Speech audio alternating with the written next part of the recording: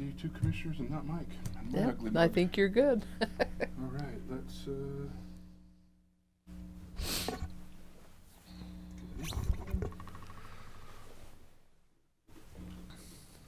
And I'm ready. Okay. Okay. Good morning, everyone, to Commission meeting, Iron County Commission meeting, Monday, the 28th day of October, 2024. And we would like to excuse Commissioner Mike Blake. He had to go to a conference. And I would make a motion that we would put Commissioner Cousins as pro temp. I'll second that. Moved in. Second. Moved and seconded. All in favor? Aye. Aye. Thank you. All right. Well, welcome. Appreciate that, Commissioner Wood. We'll begin this morning's meeting with a prayer offered by Kendall Allen. And following that prayer, we'll have the Pledge of Allegiance led by Carson Reed. Our dear kind Heavenly Father, we come to Thee before our meeting and show our gratitude for our blessings. We are grateful for the opportunity to gather and discuss our needs for our community, and we pray that we will be directed by Thee, that we will be sensitive to Thy promptings, and we will make good decisions for the needs of our community. We once again are grateful for all we have. We say this in the name of Jesus Christ. Amen. Amen. Allegiance to the flag of the United States of America, and to the republic for which it stands, one nation, under God, indivisible, with liberty and justice for all. Thank you for that. We will go to the approval of our minutes dated September 23rd, 2024. Is there any discussion or questions on the minutes? I thought they were fine. I'd make a motion to approve the minutes of September 23rd, 2024. I'll second that. So it's been moved and seconded. All in favor? Aye. Aye. Motion carries. Thank you. And the approval of claims. I would move for approval of claims for payment from October 14th, 2024 to October 27th, 2024. Okay, I'll second that. It's been moved and seconded. All in favor? Aye. Aye. Motion carries. Thank you. We'll now go to our departmental reports, and first up is our county attorney, Chad.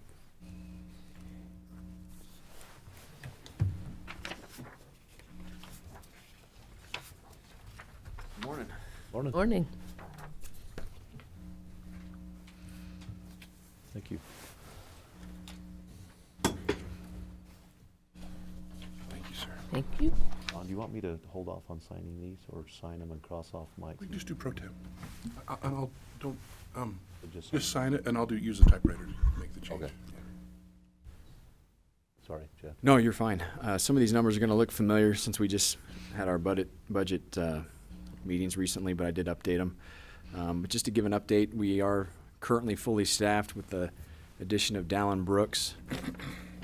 He passed the bar in July. A local kid that's coming to work with us. We're excited about that. I think he's going to be a great addition to the office. He married a gal in my ward. Yeah, no, yeah, He married up. yeah. Usually do. Nice. But no, yeah, great family. We're excited to have him. We are losing David Hill. His last day is going to be November 8th. He's going to be moving up north, and so we'll have a vacancy. But we did, in the process of trying to find Dallin, there was another attorney. He's still in law school. He's going to be taking the bar in February. Offered a job. He accepted it. So we're hoping that all goes well, that he passes, and that he'll join us in, we believe, March. So we'll be down an attorney for a while, but we're hoping we'll be good to go. So just highlighting these numbers, I've given where we were on October 28th, from January to October 28th, looking at 2022, 2023, and this year. Our caseload is increased 22% from 2022, 13% from 2023. We've discussed this. We know that as the county continues to grow, there's going to be additional criminal activity, and our cases are just going to go up. Of course, this doesn't highlight or include the civil responsibilities that Sam is continually being more busy with. Which we greatly appreciate. Yeah, no, he's responsive, and he wants to be involved and be there. So that is an important part of our work. Sometimes it's more difficult to measure because, getting a call or going down to a meeting, and it's not a case number that you can track necessarily, a document that he prepares, and but he does a great job. Is very busy with the civil responsibilities, and that, in addition to our increased caseload, is just highlighting some of the challenges that we're facing.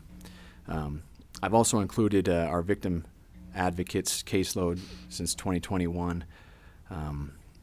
Her caseload has increased. She's been a solo victim advocate since she's been in the office, and she's been in the office over 14 years.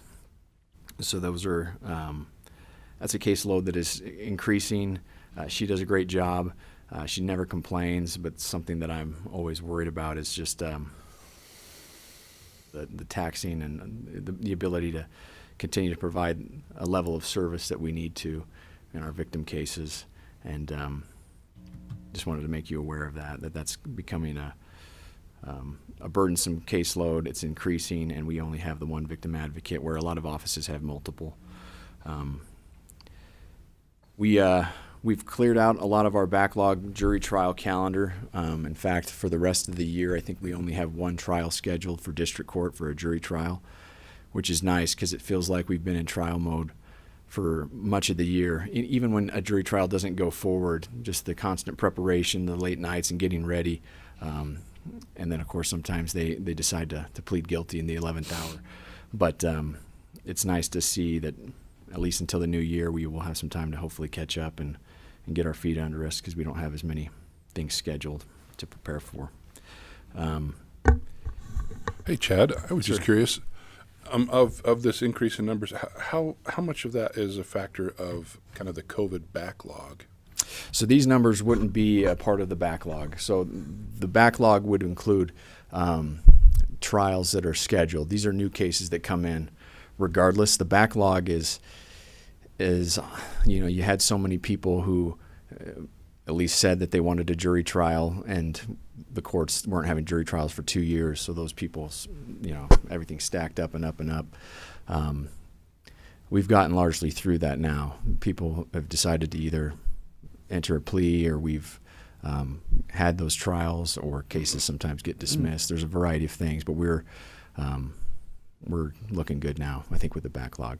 But yeah, these numbers really aren't Well, those are new a factor. cases. These are new cases. Each year, we get a certain number of cases. And so when we go to court, like this morning, there's a criminal law in motion calendar, and there may be cases on there from 2022, 2023 that just have not resolved. They're working their way through the system. So you're stacking them up until you can resolve them. But we do a pretty good job of resolving cases and moving things through. It's the more complex ones that bog down. But any other questions or anything? Yeah, I think we're doing great. Our office is fantastic. This victim advocate, like I said, our legal assistants are they work so hard, and they stay on top of everything. They make the attorneys' lives easy, and really no complaining, and that's something that makes my job easier. And as we're going through evaluations this time of year with our employees, that's always something that I appreciate, is when I could say, hey, you make my job easier, and I can say that about all the team of the county attorney's office, and I'm grateful for that. But if there's nothing else, that's all I got. Thank you. Okay. Thank you. Thank you, Chad. Appreciate it. CJC, Wendy.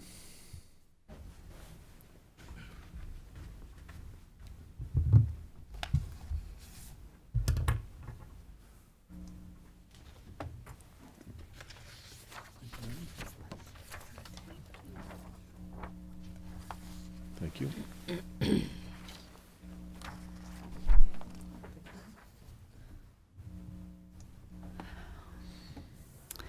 Okay, we'll just start with kind of our statistics and what we're looking at there.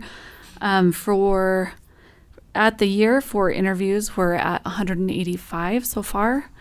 And that is, oops, lost my paper. Is about 50 for our quarter one, fiscal year 2025, with 6 medicals that we had this quarter, 45 for the year. On the back side of this, it has just kind of the breakdown of where we are with therapy sessions with our contracted therapists.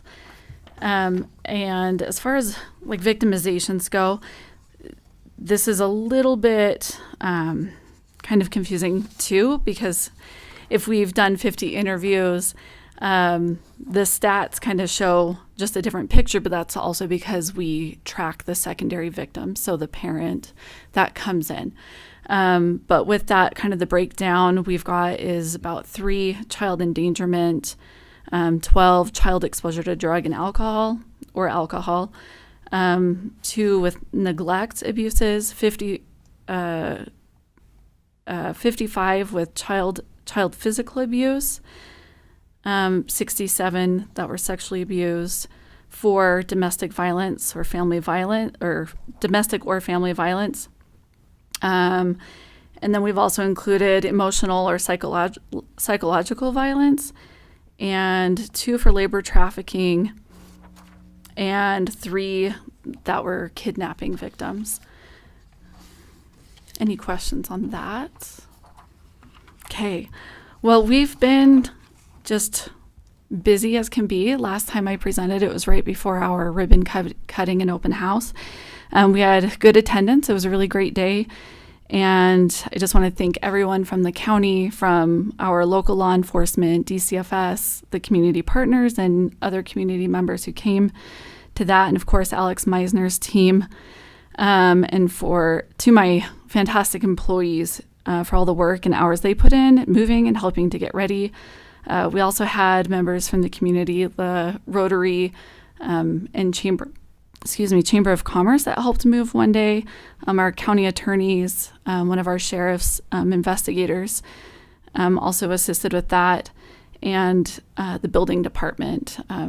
Thane rolling out his trailer for us to use, and it was a huge team effort. I hate moving, and it's even worse when some of the stuff you don't know what it is, how long it's been there, why it's there, those kinds of things. And of course, also to our Friends Board for the fundraising and their preparation for that event, including a couple of them who came and helped clean the night before. Wouldn't have made it. I just said I need somebody to just mop and wipe down bathrooms. Even though they hadn't been used, there was dust and whatever just from the construction. But the whole event really turned out well.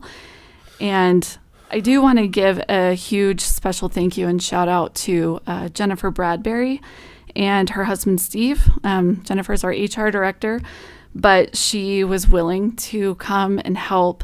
She gave us some consultation here and there. If you don't know, she has her minor in interior design. And largely, Addie, my forensic interviewer, and I were figuring out furniture and decor for this place. That's not in our usual skill set. Spatial awareness is horrible. And I'd be like, I don't know if this is going to work. And she would come and give us assurance. And they also came and helped. She and her husband helped hang pictures and like our bathroom signs, made sure they were level, which makes me so happy. And she helped us clean, vacuuming, mopping, wiping down surfaces. She stayed late nights, helping to make sure that we were ready for the ribbon cutting. And we couldn't have done it without her assistance and support. She went far beyond her job because she cares not only about the CJC and the county, but for us as people. And I'm just personally so appreciative to her as our HR person and her as a person, and for everything that she did to help. She also went and vacuumed the old Children's Justice Center to get it ready to sell, and helped with the Festival of Homes, taking a couple of shifts there to help with that. So thank you so much to Jen for that. As far as the Festival of Homes go, we had a total of 1,114 people who came through the center during that. And it was a great awareness and education event.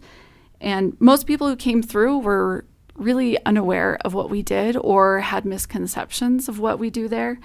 And so it was really good to share that educational information, and also share our beautiful new building that the community essentially helped build with their donations and support. So my staff, of course, Jennifer, a few Friends Board members, Sam, Woodall assisted, and we were able to be there to just give information and check people in and all of that. It was 2 really long weekends. I lived there, and my husband asked me if I was going to stop working 7 days a week, and I said yes after this weekend or whatever. But the other amazing thing was that we were able to have a bunch of our community partners in our conference room for that. Typically, Festival of Homes will have vendors and whatnot in there, and the head of that, Ryan Talbot, said, why don't you just have community partners? So we had Canyon Creek, we had information from Jaden with the Victim Services, Root for Kids, the Family Support Center, and those partners down there. And it was great, not to mention help with, anybody who had ill intent if needed. So that was a really good success. Just to highlight a few things from my staff, that they're just proud of. This week I just asked them, or this past quarter, I asked them to kind of submit just something that they were really proud of from the quarter. And Addie, she's our forensic interviewer. She said being able to provide education about the CJC during Festival of Homes was invaluable. Not only did the majority of people not know about the CJC, but many who had heard of the CJC thought we were a detention center or juvenile court. Widespread understanding of the CJC ultimately aids in us being able to better serve the children and families in Iron County. She's also done some trainings for community professionals like the school counselors. She just did one for the daycare that her kids attend, and also our MDT partners just related to child abuse, which helps people know like what things to look for, or how to make a report and things like that. So it kind of takes that issue of just not knowing what to do or what to be looking for out. She also said, continually being able to provide forensic interviews to children is an honor. Each child I speak with who entrusts me with their experience and allows us as the professionals to carry some of the burden with them is a hero in my book. To see their bravery and resilience despite their fear, anger, reluctance, and anguish is something I am constantly in awe of. No matter how big or small, the case may be, the strength of the child to tell remains the same. And she's just concluded with, I'm happy to be a part of a team that works to amplify the voices of children. And then Brenda, who we just hired in July, so she's not been with us very long, but she's our victim services coordinator. She said, I gave a child the CPM assessment, which is the care process model. That's just to evaluate where the child is as far as trauma and suicidality goes. She said the results showed signs of suicide ideation. This child was young, elementary school aged. I gave the parent a quick glimpse of the answers, and the parent nodded with remarks of disbelief. The child had such a bubbly and bright personality that it could have been assumed that there was no way they were feeling depressed or suicidal. To address the answers, I began to read the following question out loud. Over the past 2 weeks, how often have you been bothered by thoughts that you were better off dead or hurting yourself some way? Nearly every day. That was the answer. This was the moment where the child's demeanor changed. It felt like they were another person, completely serious and heavy. The CSSRS, which is just one of the tools, then gave the parent and I insights of why they felt the way they did. While having those suicidal thoughts, the child had found they were scrolling through social media for hours, and the algorithm was feeding the child more things on suicide. The child began to compare themselves to others with the same feelings they had. Those people had lists of things worth living for, but the child felt even more depressed because they only had the one thing on their list, their cat. While at the center, we created a safety plan that helped to strengthen communication between parent and child. We found many wonderful things about the child to add to their list. The list kept getting bigger and bigger, and it showed the child that they truly are a very cool and amazing kid. In the parent follow-up, so we follow up days and weeks later just to check in with things and see if there's anything else they need. She said, I found that the child had an ongoing list and was planning to create a little trinket box of all their favorite things. This was a moment where I was proud to work of the work I do at the CJC, and it taught me why I do what I do, giving me confidence to bring up these conversations with families. And finally, from Jessica, who is our victim services specialist, she's there part-time. She said, in the short time I have been at the CJC, something I'm proud of is the safe place we have for children. It may not always be sunshine and rainbows, but I feel honored to get to be a part of a child's healing journey and provide them with tools and resources they need to get through a difficult time in their lives. I'm also proud of how passionate I've become in this job. I have so much support at home. It gives me a chance to be the best support I can for kiddos that may not have the best support system. Being a part of the CJC has really opened my eyes, makes me thankful for the job I have and the people I work with to be a voice for children. I felt those were really just touching statements from our team that, you know, the work we do is important. It's not always, like Jessica said, sunshine and rainbows, but it matters to these kids. So it's been a privilege to be here for the past 2 years. Sorry, don't know why I'm emotional. Just working, you know, to make the beautiful center that we have, and just overcoming all the hardships it's been along the way. But I think we're doing right by these kids as best as we can. And any questions?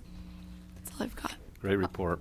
Yeah, Okay. a really good report. I would like to say that Dan has no room to talk about being gone all the time, because I know he puts in a lot of extra hours for Parowan. I just wanted to. He does bring that indeed. up. And I didn't mention that in my earlier, but he was there. I think the night before we were there until about midnight, just trying to make sure everything was ready. Well, we and appreciate things just everything came that together you've the done, way they. because it was I came to the center for the home show, and it was wonderful. It really was. It was amazing. Thank you. Good job. Thank you very much. Thank you. All right, we'll go to Lori with the Justice Court. Good morning. Morning. Morning.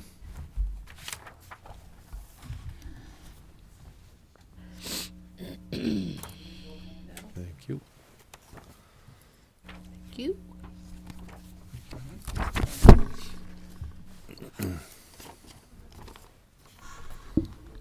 All right. I think I mentioned this earlier before everyone got here, but I just wanted to say, Marilyn, it's been wonderful working with you. This is my last commission meeting with you, so I wish you the best moving forward. You'll be missed. Thank you. Starting off with our budget, we're on track. We're right under 70% with 3 months left to go in the year. Staffing, Paul, Commissioner Cousins, we've talked. The court just has gone through a little bit of transition. We had 3 vacancies that we had to fill, and we do now have them all filled. And we're training 3 new people at the same time, and they're all really neat young ladies. But it is not easy to do that all at one time. And I want to really thank our seasoned staff. You know, the 4 or 5 of us that have been there a while, because they're working extra hard, putting in some comp time, because, you know, you have to start new people off with baby steps, because what we do isn't something you can just jump into. And we're doing that, and these ladies that are helping and training and assisting are doing a great job, and I appreciate them. So just wanted to kind of publicly say that. Moving on to some of the reports that I like to prepare for you. The first couple of reports, the citations that I always include, which is just by the law enforcement agency, just something for you to look at. And then I included this time a list of these are the cases.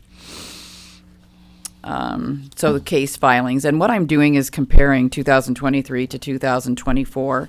But they, I kind of overview those in this Justice Court monthly recap that I do. It's the very last page. So we're seeing a little bit different trend right now. DUIs are up 17 cases over last year. Then there's just some of the standard, driver's license violations, moving violations, non-moving. Seems like we're down over last year a little bit, but then assaults are up, thefts are up, and controlled substance cases are up. Domestic violence down somewhat this year, down 32 cases over last year. And overall, when it comes to the charges, we're really neck and neck, only a 22 case difference, and then 91 case difference in terms of the citations that have been filed. And moving into the revenue piece, collected 1.8 million so far as of the end of September this year, with that being 107,765 more than the year before. Dispersed to the state about 19,285 more than the year before, and retained 61,000 more. So we've retained 1,042,506, but that is 61,000 more than the year before. I did mention earlier, but for the record too, it appears that they have decided to, I don't want to necessarily say shelved, but they've are not going to be moving forward as quickly as they had thought with the Justice Court task reform. The expense, I think, was overwhelming when Jim Peters, who's the AOC administrator, mentioned to them at a recent task force meeting that it would be about $45 million a year to create this mid-level court. And so I think there's been a little bit of a halt. I don't think that that's what they were expecting, which is, I don't know. I think it's good news for us because we've got a wonderful staff and we do a lot of work and a lot of good work. So hopefully we'll be able to continue to do that for some time. Any questions? Well, just good luck training your new people. Thank you. We I know need what it. that's like. It's Not that not they're always like easy. I said, they're bright, and you both had businesses, so you understand training new people is overwhelming, and 3 at one time. We'll get through it. Good Thank luck. you. Thank you very much. Thank you, Lori.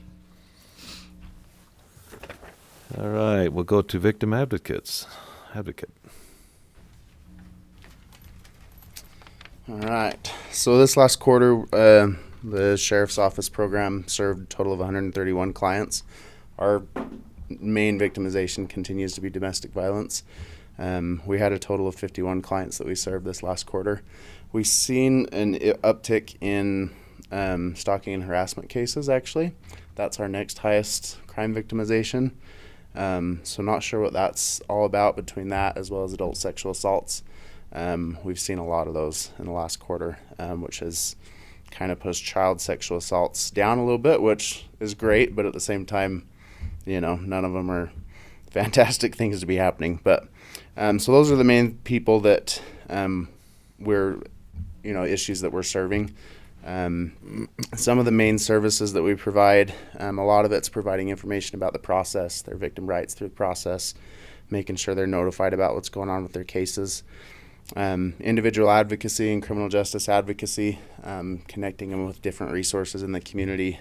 We always try and make sure they have everything in their tool belt that they might need, as well as if a case is going through one of our law enforcement agencies in Iron County or within county attorney's office with the CJC, with whatever city attorney's office for Savannah's circumstances. We're we're just always making sure that their cases are moving as quickly as they can, but also not sacrificing any integrity of the investigation stuff. We have used a lot of our emergency funds this last quarter. We're in the year 2 of our grant cycle that we're currently in. We usually have a $3,000 emergency funds budget to help with kind of immediate needs. Usually if somebody's arrested and that person was the sole provider for the family or managed the money, has access to the accounts, there's a lot of things that the victim may not be able to pay for at that point because we don't know when that person may be getting out, as well as they're usually not allowed to have contact with them once they are released from jail. So we usually use that fund to help out with some of those things. We've used $2,000 of that $3,000 budget in the last quarter. So there's been a ton of needs that we've used that. But we got a little bit of extra funding in our grant, which I'll kind of cover in a minute. On scene responses, we responded 3 times, typically to the hospital, just to help officers with any immediate needs that they had on scene. Just some program highlights that we've had. Trainings, we're always trying to make sure that we're trained and know what best practices are. We went down to St. George for a quarterly advocate training that they do every quarter. I'm actually on the steering committee for that, and so we kind of identify what needs are needed within the state for victim advocates, whether they're just barely starting out or have been doing it for 20 years. So we were able to go to that. SUU Police, we are no longer providing the victim services for them. They hired a part-time advocate that is handling their cases, which is good. That's kind of our goal, is to make sure that every law enforcement agency has some sort of victim services, and so Chief Medina has recognized that need. What percent will that lighten your Yeah. load? Not a ton.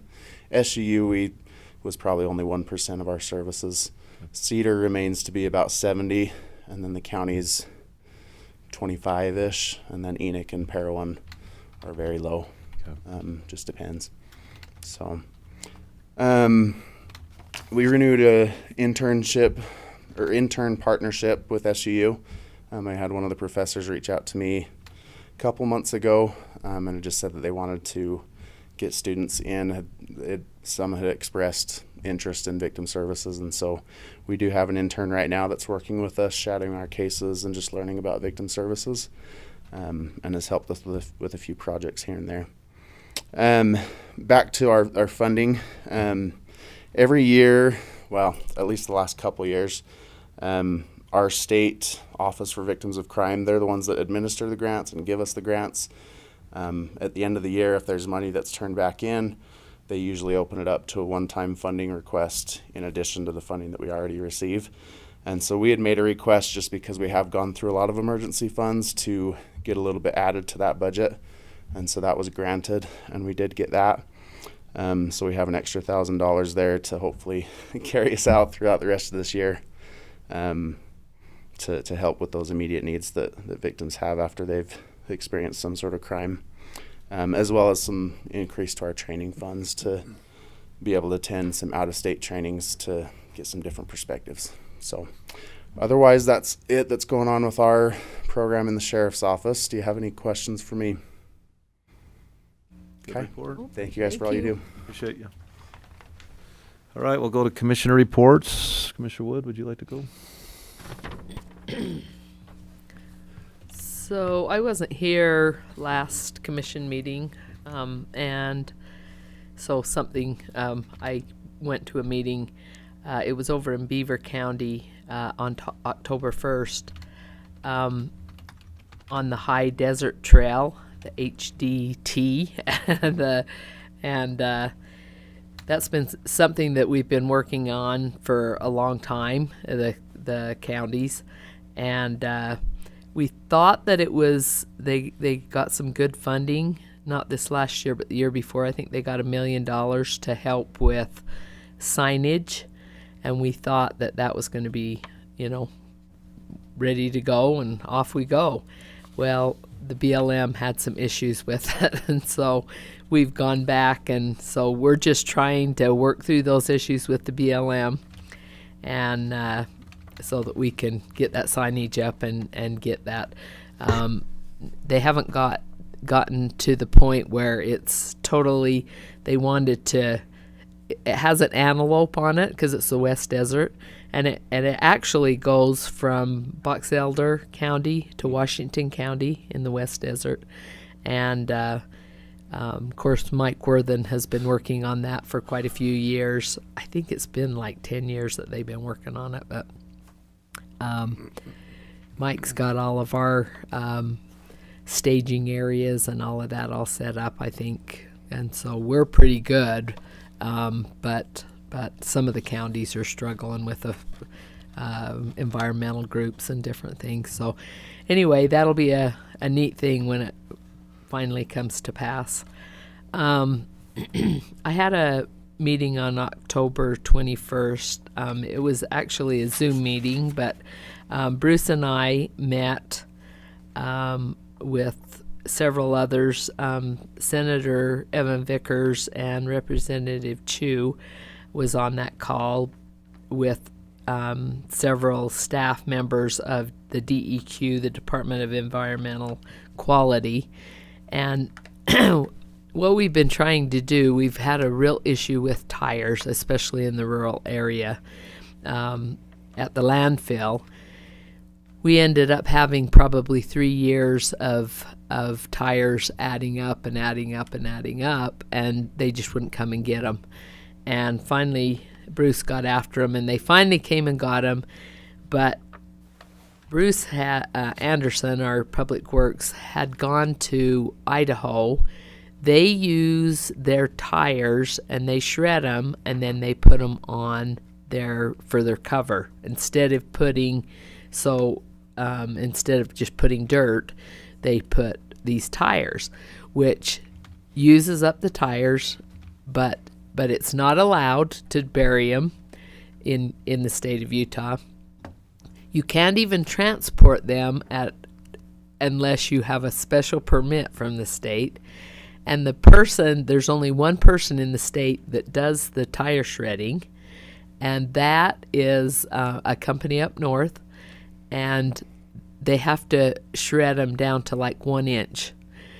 And the reason why they made that regulation was because they said we needed to be able to recycle the tires, which is understandable, but that was like for playgrounds, to put on playgrounds, or I guess they use it somewhat in asphalt too. I think UDOT has, but it seemed like the metropolitan area has been taken care of pretty well by the tire recycling.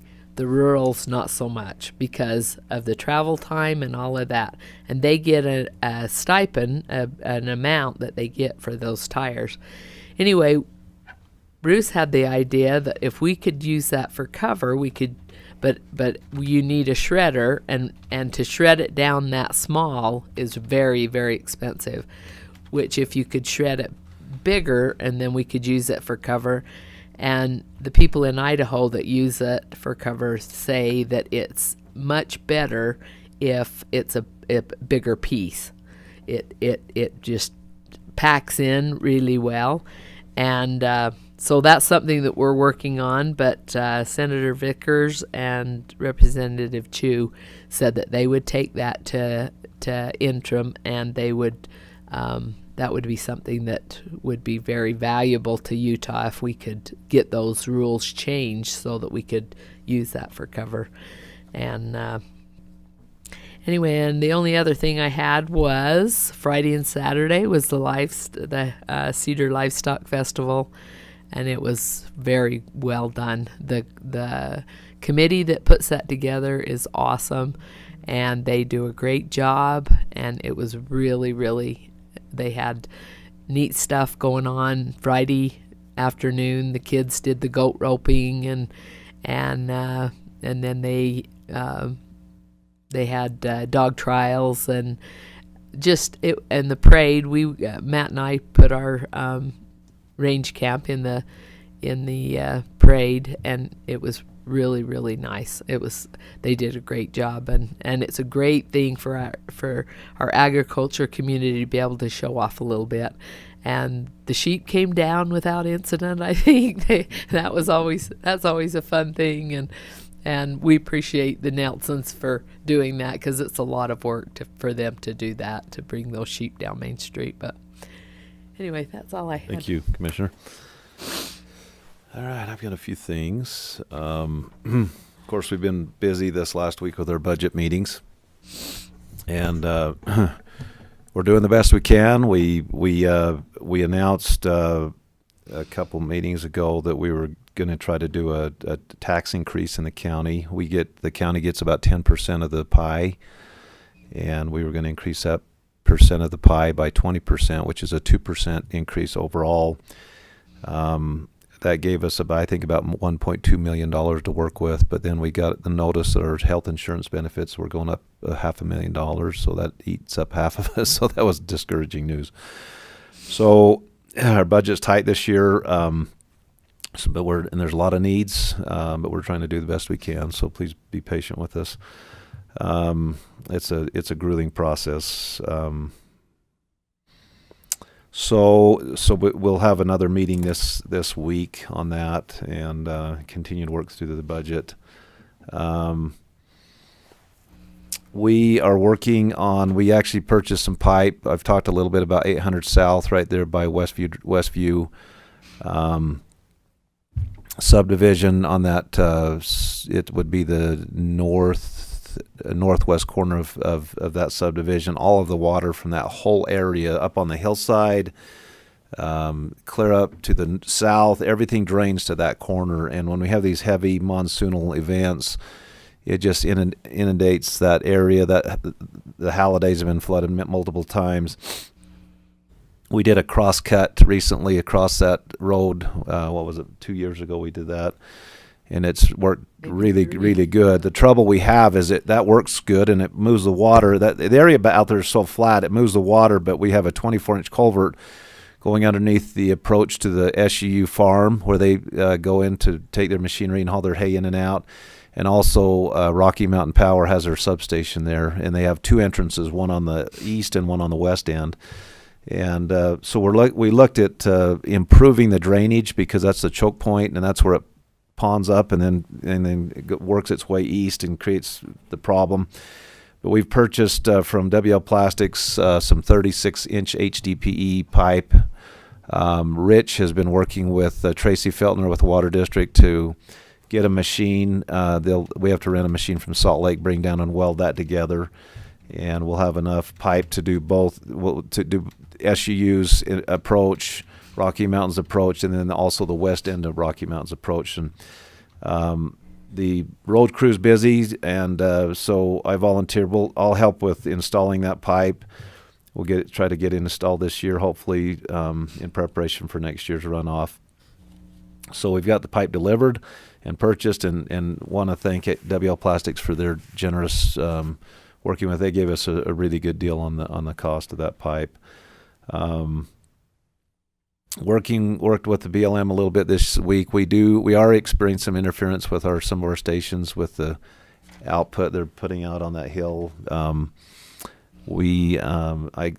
Dennis Johnson contacted me, and he was having a little trouble getting the information he needed from the BLM. So I contacted the director, and I think we've worked through that. But we've got to work through that interference problem with some of the cable stations that he transmits from that site with that interference problem. So we got to work through that. We had our and this is not necessarily county related, but we had our annual Happy Factory open house Saturday from 10 to 2. It was a great success. We used to do galas where it was a fancy dinner and people would come, but we've kind of found that it's kind of fun to just have people come to the center, and we give them tours and give their kids a toy and just show them what we do there. I was president of that organization for about 16 years, been involved since 1998, since it started. I'm no longer the president, but I sit on the board. But it was a great event. I think I just texted Dawn a minute ago. I think we raised $17,000, and that's what funds the operation. And it's a a great cause. It's I think we're up to nearly 1.8 million toys that we've made and distributed to needy kids around the world. We make steam shovels for kids in hospitals for rehabilitation and donate those. But it's really a great thing. I met early Saturday morning with a couple for my son on a little cabinet job, and they were two really nice people from New York City, and I took them over and gave them a tour of the Happy Factory, and they were just blown away by what happens there. And they both volunteered to come and work. They're retired, but it's really been neat because it takes people that are retired, that are maybe bored, don't have much to do, and it takes wasted time and wasted wood and makes a product for kids to bring happiness in their lives. And it's a win-win because it blesses the receiver and the giver. So it's been a really neat thing. We continue to have our gel meetings weekly with the architects and the engineer and the contractor, Layton Construction. They have started construction. Cornerstone, which they brought molds out from back east. They poured a huge slab of concrete, and they'll actually pour the cell molds right on site and then stack them up. And it's a really good way to build a sheriff's complex gel facility. To do it that way, it's cost effective, and so we're well on our way on the gel. It'll take about 2 years to build that and get it completed. I spoke at the Lions Club this last week. They asked me to come and talk about water and some of our recharge projects we're doing in the valley, and I always like to talk about water. It's one of my passions, and so that was fun. I think that's about all I have as a report. I had one more you- thing Go ahead, that Marilyn. that you reminded me when we were in budget hearings all week for a few days. One of the days that I had to miss, they went over to the fairgrounds. They are putting together a fair master plan, and they're going to hire a firm to be able to make sure that we're on par with what we need to do with the fairgrounds. We want to make sure that we're up to snuff and that we don't forget anything as we go forward every year. We're hoping that we'll be able to do a little bit to improve the fairgrounds as we go forward. So anyway, that's Okay, thank you. fairground plan. All right, looks like we have about. Do you have some, John? I wanted to give a little update on the election. Oh, yeah. Great. Just quickly. So, as of this morning, we had verified signatures on 6,850 ballots, which constitute about 21% turnout so far. We will have quite a few ballots come in this week. A few of the concerns that come up are that the outdoor boxes that we've installed are somehow not secure. I would remind everyone that they are bolted to the concrete, they have dual locks, and everyone is required to have 24-hour camera surveillance. I did get third-hand one report of somebody intimidating voters at the Cedar City one, and we've had a lot of meetings with law enforcement to try and address that, and so I'll visit with Chief Adams about maybe making a few more regular patrols there, but they're going to be a little bit more of a presence at our vote centers. There's just been, we've have to have meetings with the FBI fairly regularly, and we get threat assessments several times a week. It's just a different job than it used to be. So, but everybody's hanging in there. Most days, my deputies are working from 7 a.m. to 7 p.m. We're trying to stay up with the ballots so that we're not behind come election day, and so far everything's running smoothly. So Yeah. that's up, isn't it? This early? number? The numbers. Yeah, so you usually get a contingent that vote early and by mail, but I think folks feel very strongly about this election, and we've had quite a few people use the drop boxes. Yeah, so I would suggest that you do use the drop boxes and not put it in the mailbox. Yeah. If you can help it. I mean, for some folks, that's the best for them. But, after the snafu of the last election, we did a little bit of testing and found that just anecdotally, some election mail that we, like dummy envelopes that we sent to ourselves from either our mailbox in front of our house or a blue collection box, or you would have as little as no delay and as much as 2 or 3 days delay in the postmark. I think, we had always said, about a 5-day, if you're going to do anything, or, later than Friday or so, get a hand stamp. Actually, the postal regulation, or not regulations, but what their recommendation is to mail it at least 7 days before the election. And in Utah, the postmark is what matters. And so we'll have about 13 days after the election before we do our canvass. And so those ballots make it to us, but they have to make it to us with a postmark of November 4th or earlier. So if you're going to mail it, make sure Tomorrow you get that. it would be a good date. Tomorrow's a great day. And if you're going to do it any later, 'Cause that's a week, use right? one of the drop boxes. I Yep. personally collect the ballots. I'm going to have a runner, and he's going to go with a deputy on election day. But I've collected pretty much all the ballots myself. I actually don't do the box here because I'm off running, but all the other places. And as a reminder, we have drop boxes in Cedar. It's at the parking garage. It's where you drop, if you know Cedar, it's where you drop off your utility payments. It's about 200 feet south of Little Caesars on the west side of the parking garage on that lower level. There's the one here in the driveway off 100 East. Enoch City has one. It's right by their city offices. It's on their little driveway where they have that mail collection box and their utility box. There's one just outside the Canaryville Town Hall, the Bryan Head Town Hall porch. We didn't put it out because of the snow. It's on the porch, and then one at the Burrell Junction, right out of the Burrell Junction. And then we actually have one in the Charwan Smith Center on campus. And one of the things I've loved is when we collect from that one, we actually worked with the Levitt Center, and there's a sign that says, ballots from any county may be dropped in this. And so we make sure that those ballots get to those clerks, but we also let them know that we had it on time, and so that those students who might be from Linden or whatever, they can drop their ballot there in the Charwan Smith Center while they're on campus. So That's great.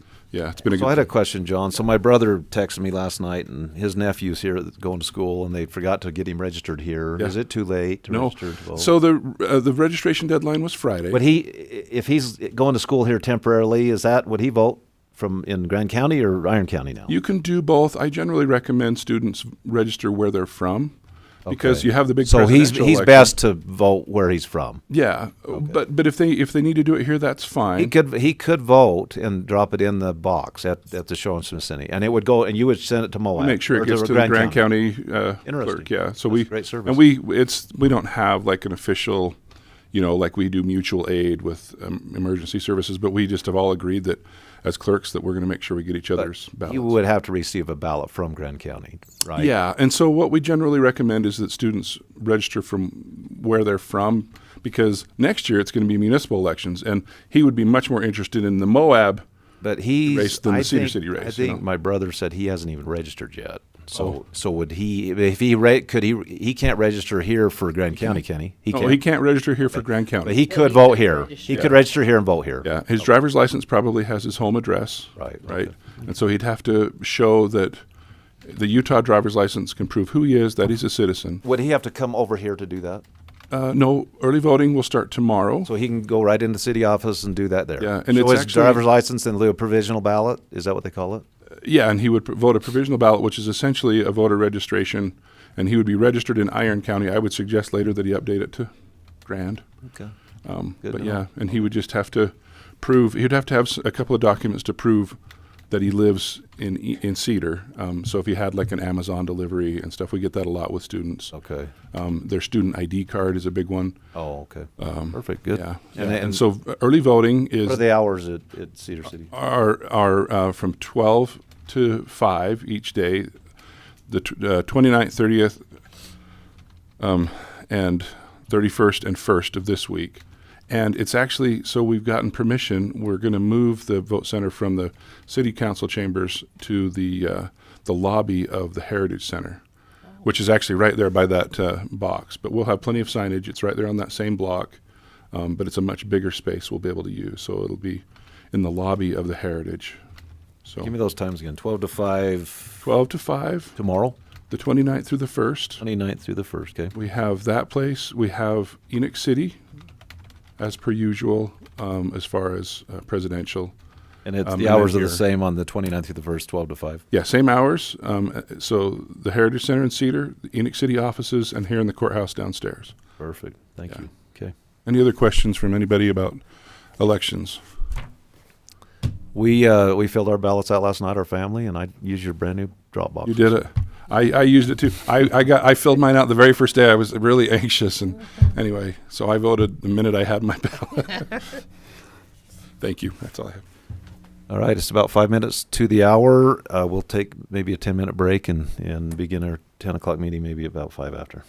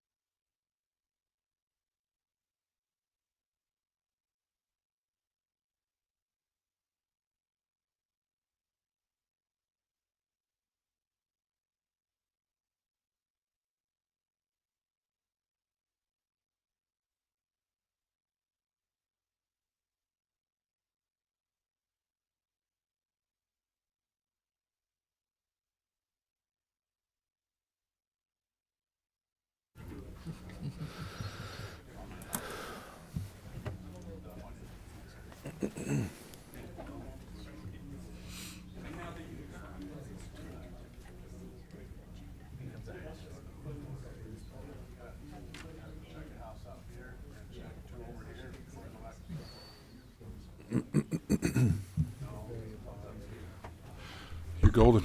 Good. All right. Okay, we'd like to resume our county commission meeting a little after 10 o'clock, and we will. We're going to amend the agenda a little bit. We're going to go ahead and move. We're going to do our public hearing first, item number 1, but then we'll jump to number 4, and that's the report on the Daughters of Utah Pioneers. And I believe that's Ellen Sorensen will be presenting that. So we'll go ahead with the public hearing first, and Reed, you want to introduce that? Good morning, Commissioners. Morning. This request application is to vacate and amend the Monte Vista Acres Unit Number 4 subdivision, which consists of 65.5 acres. This is what's left of the Monte Vista Unit 4. I'll pull up another map, but there was more of this subdivision that extended to the east than what is currently left at the time that it was annexed. Most of you are familiar with where we're talking about here. This is just in that island of unannexed property off on the north side of Highway 56. The property in the outlined in yellow there and the pink with the star on is the property that we're talking about.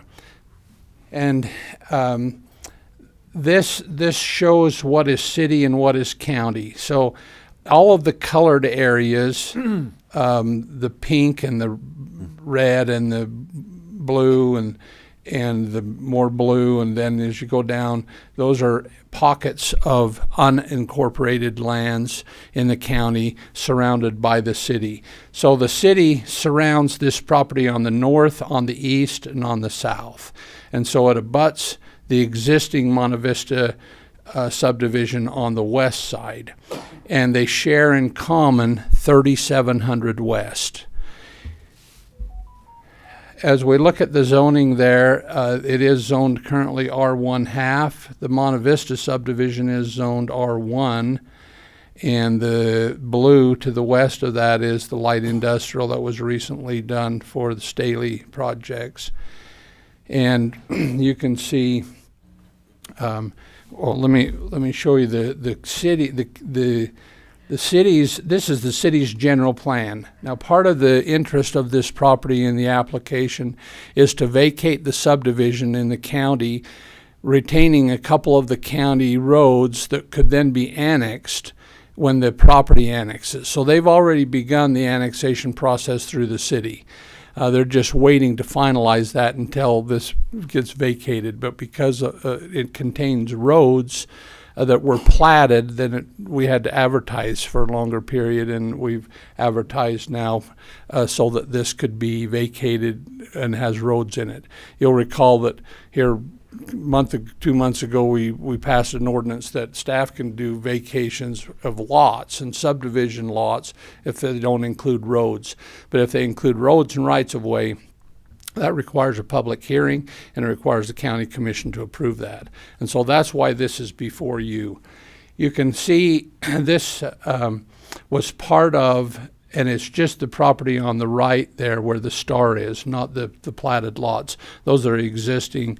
This stuff on the, from this is 3700 West, or 20, I keep calling 3700, 2700 West, and then 2900 that goes up the west side of the Monte Vista subdivision, and 2700 goes up the east side. So it's this property east of the Monte Vista current development that we're looking at vacating those lots and roads in the lots in the subdivision, except for 800 North and 2700 West. So it is 3,700, not 2,700? 3,700, and then the next one. 3,900. Okay. You were right the first time. Okay. Well, it may not be right on the agenda. I can't remember. I kept getting mixed up between 27 and 37, but it is the road that's there on the east side of the Got subdivision. the named streets, so you're good. Just the name streets. And the property to the east of that is currently annexed into the city and is slated to be business and light manufacturing. That's the light pink, lavender color that is east of this property. And they have medium density residential on the north side of this property, which is that golden color. Those are that are currently in the city, and then their interest to continue to annex and develop that property. So this is what the plat looks like. And it has, as we zoom in just a little bit, you can see that there was a number of roads that went through this development, where the property to the east of this was also part of this development originally. And as it annexed, they vacated those portions further to the east. I couldn't find a master plan for that whole area old enough to go back to show anything further east than this subdivision. So I don't know that there was roads that tied in going west or not. Since that became business and light manufacturing, the current developer or the property owner of the property isn't as interested in seeing a road through the middle of that go east over to Lund Highway, because he doesn't want all of that the industrial and light manufacturing traffic having access to go back through this subdivision and the residential. He wants to keep those separated so that the residential traffic doesn't go through the industrial zone and the industrial traffic doesn't go through the residential zones. So you can see that 800 North, running along the north end of this property, we are not vacating, and that would be the main access going across and providing access to the Monte Vista subdivision over to Lund Highway. So that road on 800 would go through, and that's how most of that traffic could go through without having to come out through this subdivision and onto Highway 56. Reed, would that be an extension of the existing roadway that? Yes. Okay. 800 North ends right now at 3700 West, but part of this development would require the improvement of that road going east over to Lund Highway, and that would be the main access going east. So this shows two parcels to remain, and the interest of the developer is to have two remaining parcels there so that he can just develop one of those at a time. Instead of having to do the subdivision for the whole 66 acres, it's the 30 acres, 32 acres, so that he can have that as an existing parcel and then come into the city and develop that, subdivide that further. And he's not really sure, the last time I talked to him, what the development plan is for that yet. I think he's starting to build more of those industrial lots out and see how that goes. I know his interest on parcel 1, which is the west parcel, is to do residential and have that as a buffer between the existing development now in Monte Vista and the industrial area, and have residential running along that west side of this property, east side of the Monte Vista subdivision. Do they intend on annexing this as well eventually? Yes, this whole 66 acres is in the process of being annexed you into said Cedar that. City. Yeah. And so this was slated to be half-acre lots when it was originally platted? Yes. And There are some, they're 1 acre lots as it's platted, but it's zoned R1/2. It was never, as you can see, it's the same as Monte Vista to the west of the Star. Those are 1 acre. So they were all 1 acre lots when it was originally platted, and there are 55 of them in there now that's being vacated as part of this vacation. So the city, when they annex it into the city, they'll rezone it with their proposal, and I don't know for sure what that's going to be yet, because we're not in charge of that. Once it's annexed, then the city will determine that with the developer and looking at what the impacts are there and how they do that. But just based on what the developer has told us, his interest in doing is just creating a good buffer there with residential between the existing development and the industrial area. Was the intent to annex the intended residential part, or would do you know if the annexation is just that easterly portion, parcel 2? No, it's to annex the whole 66 acres. Both of those parcels would be annexed To Cedar over City. to 3700 West. But that's why we're not vacating 3700 West, which is part of this subdivision. Half of it is in this subdivision and half of it was in Monte Vista existing. But we're not vacating that. They would annex that whole road. When Cedar City annexes this property, they'll annex clear to the west side of 3700, and that will be their maintenance responsibility at 3700, because that will serve as access for frontage along that road to the houses that are along that street.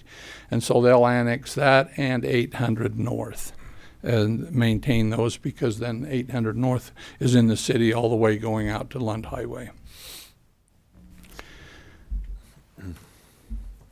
So this is just kind of a review of, what is there now, and what services are available, and really what the process is for annexation. So because it's vacating streets, requires the public hearing. We've posted the property, had public hearing notices, and so we can hold the public hearing, and then I'll go through the criteria for vacating the subdivision and road after the public hearing. So the way I understand it, there will be no cross through from the industrial to the residential. There'll be That's the intent of the developer right now, is what he's indicated to everything that in discussions we've had. other than is to eight- keep other than 800. other than 800, which runs along the north side of all of that property. But 600 is the main one that comes off of Lund Highway and goes west into the industrial development, into Schmid, into that area.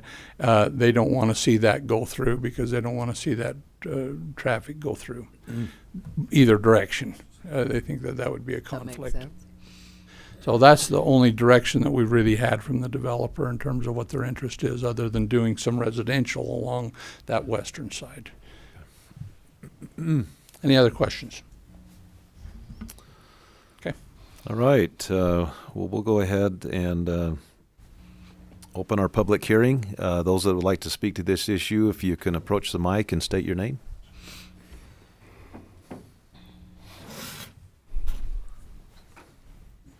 Can we switch that map back to that colored one?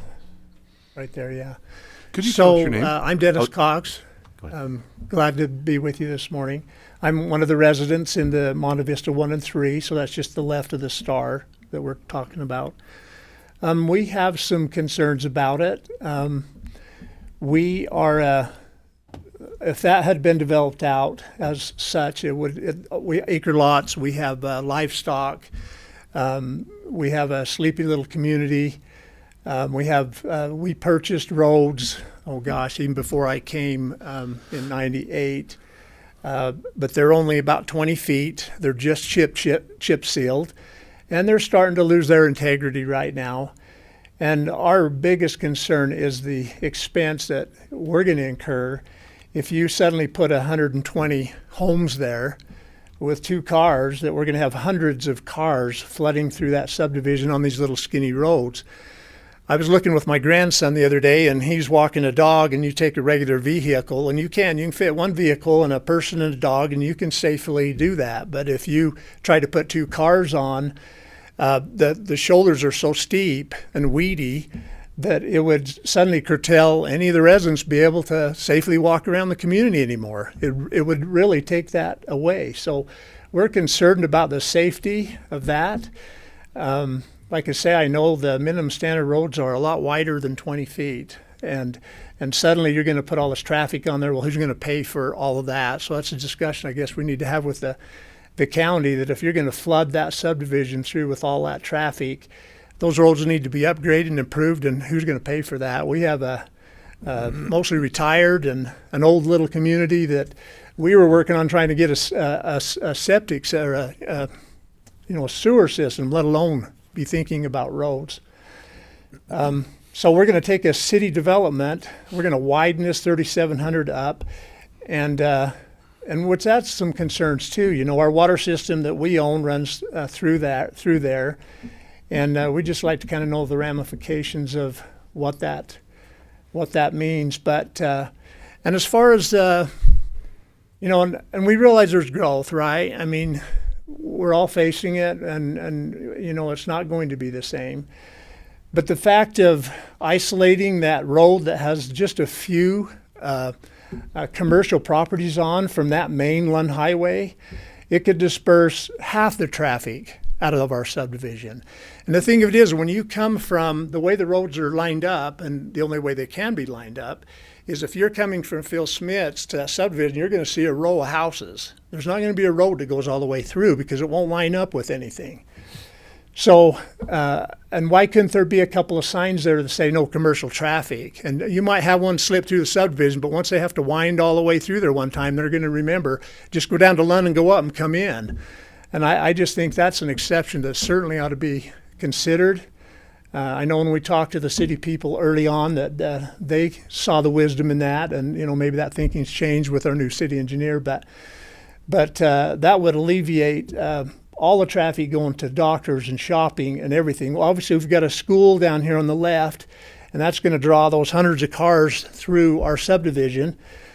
But again, who's going to make these roads safe and upgrade them?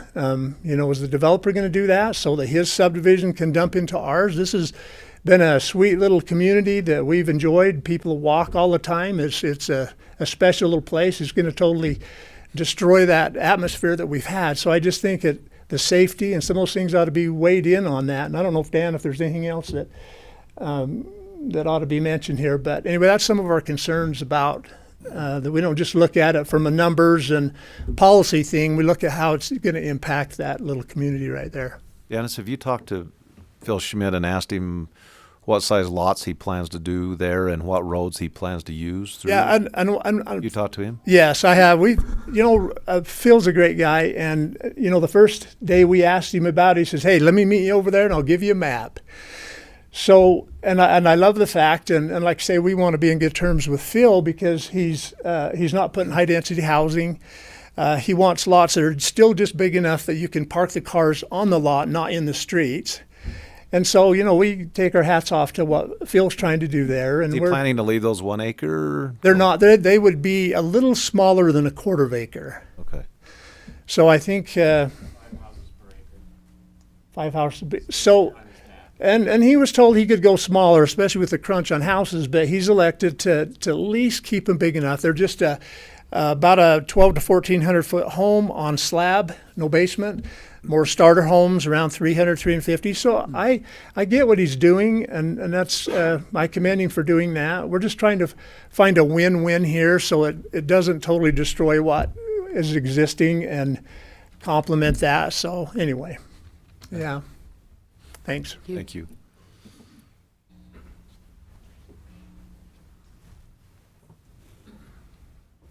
Hi.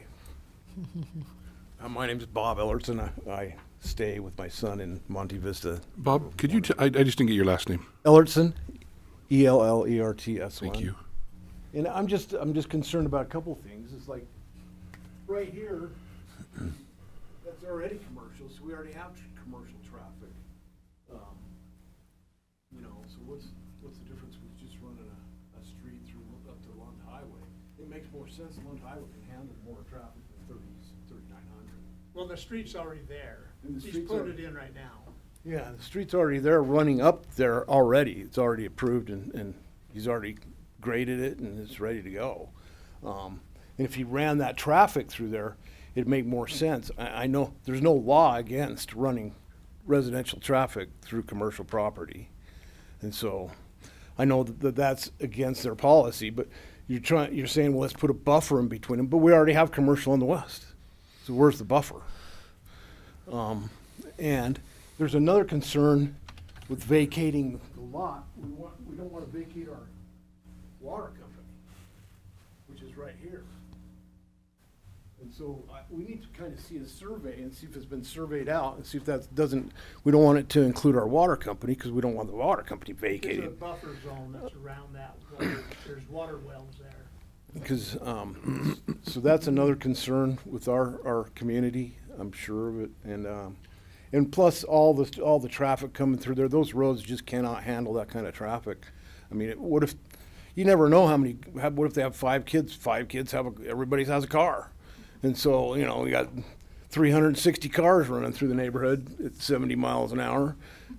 I mean, the speed limit on 3900 is 25, but nobody does it. And we can't stop them. I put slow down signs out there, but it doesn't make a difference. So we just have to be careful. It's really, it really becomes a safety concern. And so if there's a safety concern, there could be liability for anyone involved in pushing all this stuff through there. And I don't want to see anybody hurt, especially, you know, financially. I mean, they're doing it for money. It's not because everybody's, concerned about the community and they're doing this for money. Let's get real. And so I just want to bring those points up. Is how much is it going to cost to improve those roads to make them safe for everybody? And who's going to pay for it? I think we are our own entity, and I think according to the law, we have to vote on that. And I'm going to tell you right now, our subdivision is not going to vote for streets because we can't afford them. So I don't know who's going to pay for them. Do we make Phil pay for them, or is the county ready to step up and pay for them? Because that's a major expense. And so I just think those are two concerning factors, a lot of concerning factors regarding this. And of course, we want to see everybody happy. We don't want to stop Phil we don't want to see him lose his shirt, but he looks like he feels pretty well off. Probably has plenty of money. He's already started millions of dollars worth of stuff, and I don't think he even had approval to do it, but I don't know. Maybe he did. And I can understand there's development, and there's a lot of people coming in. I don't know where they're coming from. I don't really care. I just don't want to see them driving through my neighborhood, because then my dog's going to get run over or something, you know, because they're running around the neighborhood. We got goats and dogs and cats and everything running all over the neighborhood. It's not like it's a sleepy little neighborhood, and we like it like that, and we don't want to see somebody hurt. And there very well could be an accident if you start running that kind of traffic through there on those little teeny roads. It's just not safe. You really can't fit 2 cars on it, and the way people drive nowadays, I think you're heading for an accident. And then there's a liability concern when that happens, because then loss of life is worth a lot of money. How much is one's life worth? It's priceless. You never know who this person is who gets killed. They could actually change the face of the planet. So, you know, and it needs changing right now.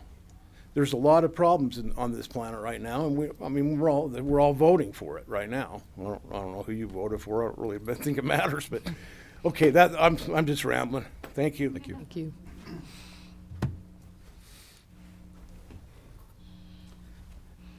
I'm Steve Miller. On 800 North, let me ask you this question. 800 North, is that already annexed into the city through Monte Vista 1 and 3? I think according to Reed, it is already annexed. The road is, Reed. Okay, so That's why that line jogs down right there like that. so probably not the right place to talk about 800 North if I've got to talk to the city about it, correct? That's in the city. Okay. And then also along 3700 right there, I know that Phil put that massive pond, whatever he's calling it, that's taken for It's called a retention basin. retention basin. Thank you. On that, he claims that that's going to take us out of a flood zone, which is great if that's really what it does. Obviously, the road's already built up on 800 West. He's got it done except for the asphalt, and he may or may not make that this winter. I don't know. But it still concerns me, even with that retention pond. Is it really going to help us or not? And that 3700, our roads, they're destroyed. They've been beat up pretty good when they came into the sewer line down 3900 and stuff. But as a resident there, I can tell you right now on 800 West, that impact, that traffic is going to be devastating to us with our grandkids playing in our yards and everything else. So everything that these gentlemen have brought up, I would hope you would consider talking about it and see if we can come to some resolutions together on this. That's all I got. Thank you.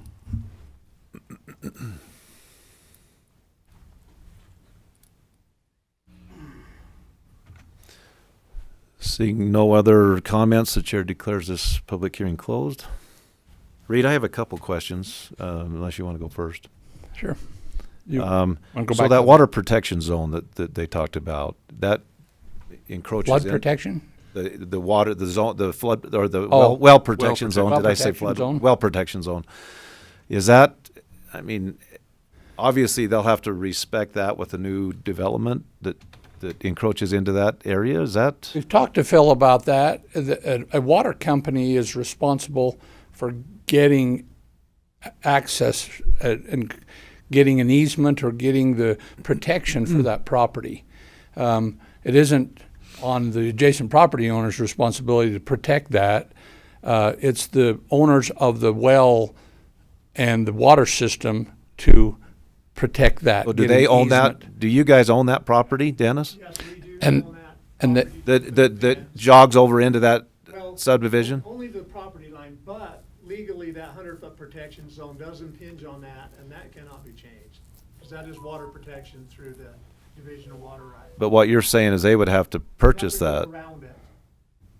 Well, I mean, they just would have to abandon enough, and that road would have to curl around it as one option. Because going the other option, it's a very tight, you can see how tight that on the map is. It wouldn't even be convenient to try to run Right. traffic around. Have the you park. talked to Phil Schmidt about that? When he talked to me, he says, I don't know what we're gonna do there. But that's been a while. well, and I think you'd want to look at what the requirements of a well protection zone Well, it's are. 100 feet, I think. Well, no, but I mean, Well, not the Well, size. A public but- water system, and Could it's probably bigger than put that. a road on Well, it. that's you maybe, don't want to put but livestock. You on don't it want for to put nitrates, livestock. You don't want to but to put put asphalt a on it, house I too don't know. close. You'd want to find that. You can couldn't put put a asphalt. house on that. Those are the concerns, anything that would contaminate the water. Yeah, Well, and if exactly. they're in the city, they would have to be on sewer, I believe. Yeah, they'll all be on central sewer. Will this be central sewer, this Uh-huh. development? Yeah, Yes. it'd have to be. Do we know whether Monte Vista Acres is on the county's the road maintenance? Are we maintaining those roads? Are we we are. taking those roads over? Yes. Okay. Those roads were built to county standards? No, And we maintain but- them, or? But they were Were they taken grandfathered? over and maintained by the county. Yeah. Well, and Well, the there's- only reason it's not maintained, remember we were trying to get a sewer system, and Preston, they were ready to kind of do a seal Oh. coat, and that's just been perpetually put off, and that's, but yes, the county would.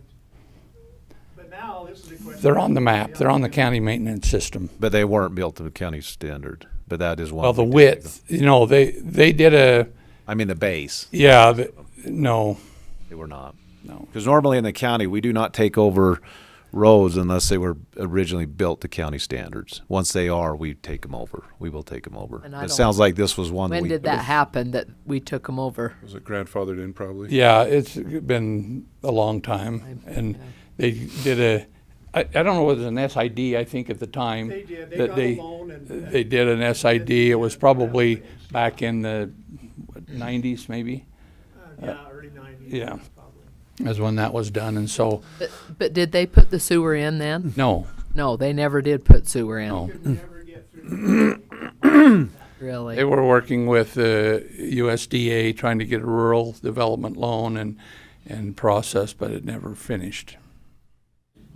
Could you guys, Dennis, go east for sewer instead of going west to that main in the, Well, we have the main trunk right next to our subdivision. right? 39. And it's a lot for Right, That's it's- really it's deep really in deep. 3900. That's the best way to go. That's the natural topography.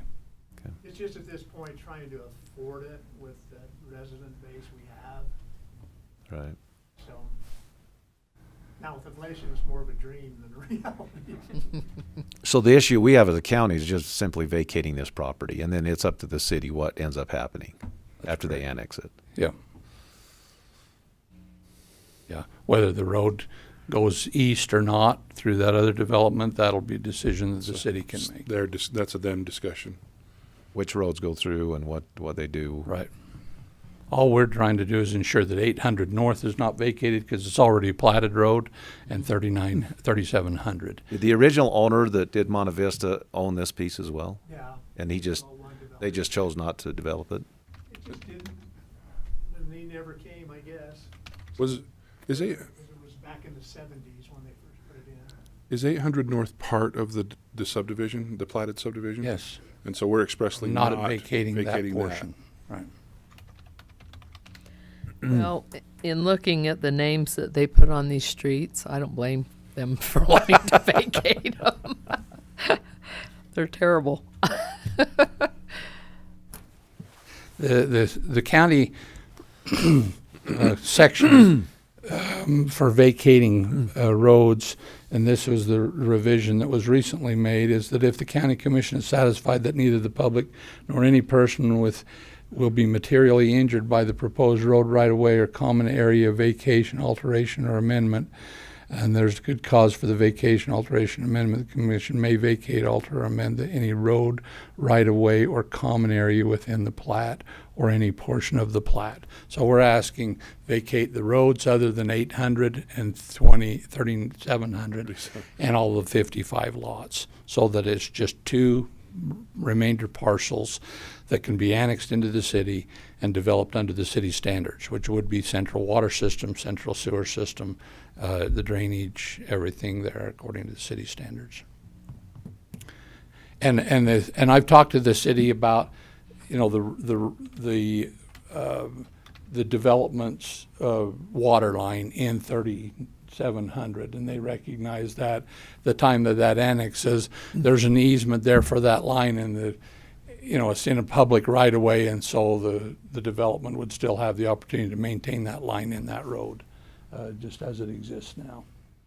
But if they ever, if Monte Vista ever did choose to annex, they could tie into that water, to city water, rather than have their own Yes. private well. Yes, that's Not that I'm not saying they would. I'm just asking that Well, question. there was, now Kit's not here, but the line drawn in the sand is if you don't have ductile iron, you will never connect into Cedar City. That's what we were told. Now, has that changed? Yes, that's That changed. has changed, Yeah, all of the new actually. subdivisions now don't have ductile iron. Oh, They Yeah. have PVC. Yeah. I see. Garth, you have Garth PVC, is Yeah. part of C900 or whatever. Yeah, that standard's been changed in the city. Mayor Green, I think, saw the. Some of the main lines still have to be ductile iron, but all of the transmission lines in the subdivisions are all PVC.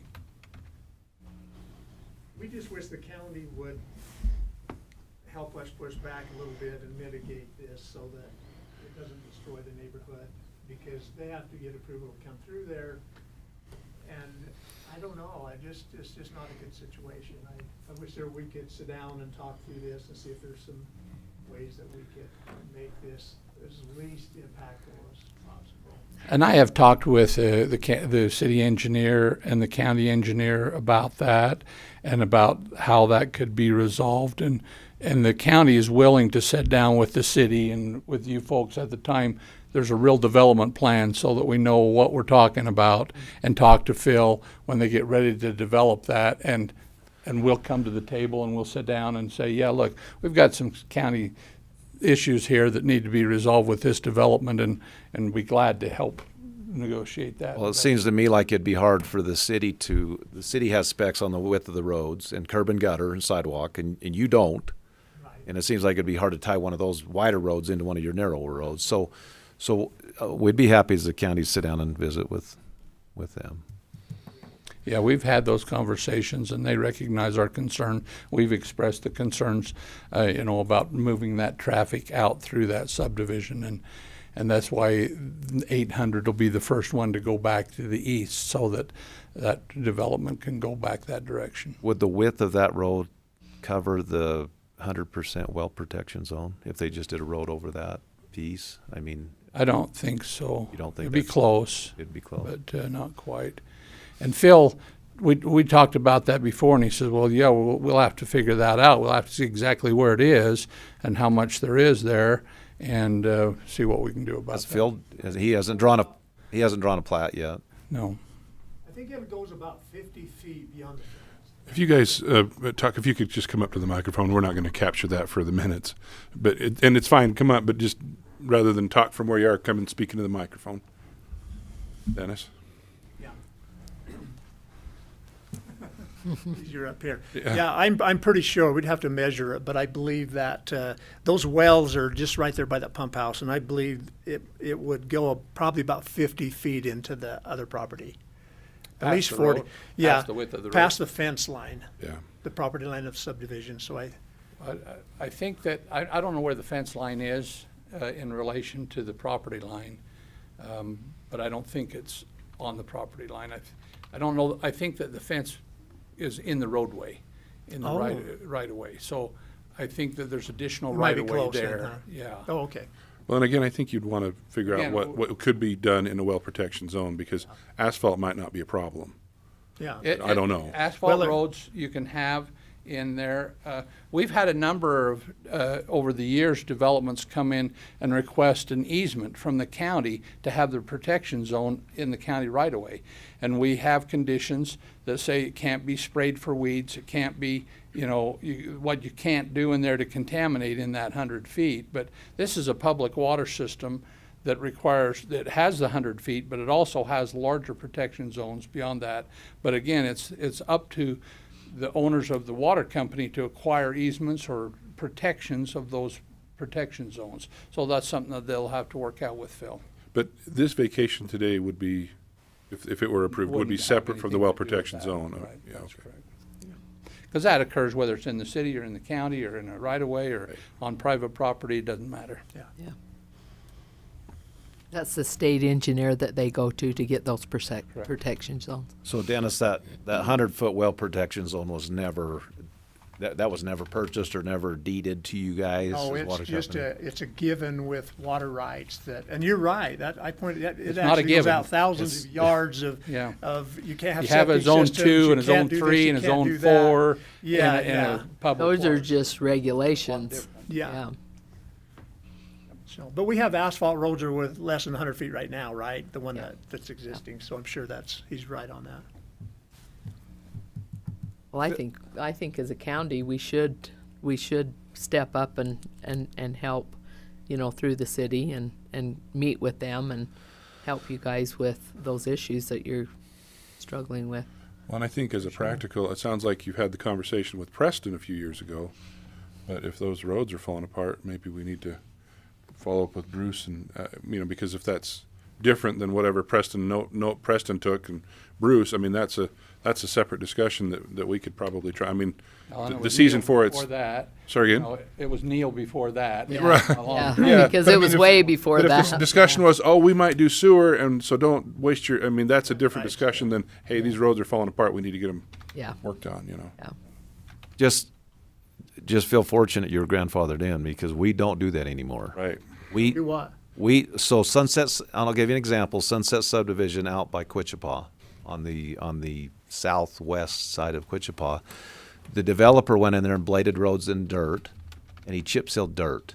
He didn't put down a base. really cheap, He yeah. didn't put down base. He didn't gravel or They all cobble. fell to pieces. They fell to pieces. And then 40 years passed. And so 40 years later, and we as a county, we can't take over these roads that weren't developed properly. That's not fair to the other taxpayers to have a developer develop something that wasn't to our standard, Yeah. and then put it on you to help pay taxes because they didn't do it right and sold the lots cheap. And so we did a special, I don't know, what do we call it? Special SID, area. SIA, whatever. SSA. And we went in there and we put it out to bid, and we had I think it was Mel Clark that got the bid, and he went in there and he built those roads to our standard. He dug them, he over-X'd them down, put like a foot of 3-inch minus cobble and then a foot of road base, and then he chip sealed them. And then we as a county will take them over now. But before that, we would not Well, have and it anything costs to But do they, with them. It but costs they those did lot- already, right? So Those lot They lines. already, Well, they they're- are. the fact that your roads are not built to that standard, you're fortunate. So that is the question, is what is the minimum standard for, especially with all this new traffic coming in? What is this county's minimum standard? They need to be safe and to hold up to that kind of traffic. That's the question, right? And where's that money gonna come from if they have to be upgraded? And the shorter answer is we make developers do that now, and then we Yeah. maintain them. If they weren't ever done, then we don't accept the maintenance of those. And those lot owners in Sunset subdivision cost them $17,000 each. Well, and I'm sure Phil isn't interested in upgrading our roads so his traffic can come into our subdivision.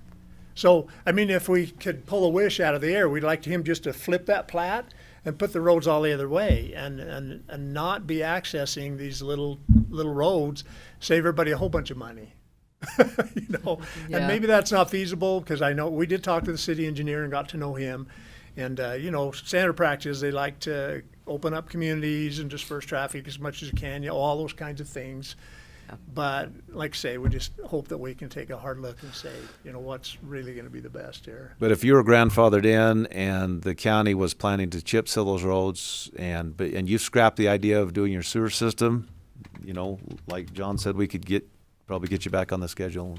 Well, and that's not the real question, is it? It's the question that they're so narrow. So narrow. Yeah. In fact, There may need to be some additional width put in in order to do that. and you know, that's a pretty good base, and they are steep off the sides. You can't walk along.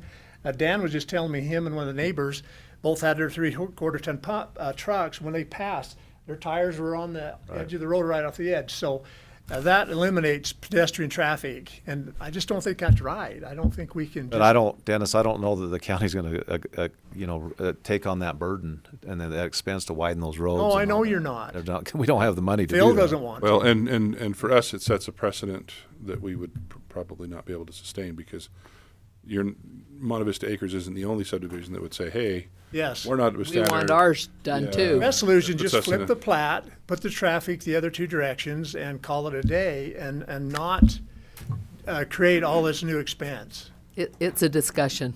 Yeah, it's a And discussion. we should have that. Yeah, thank you. Any other questions?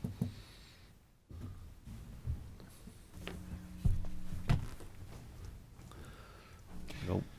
Okay, the request is to vacate, the partial vacation, approve the partial vacation and amendment, Monte Vista Acres 4, including 55 lots and all the roads except 800 North and 3700 West, and create the two remaining parcels, parcel 1 at 30.87 acres and parcel 2 of 32.67 acres.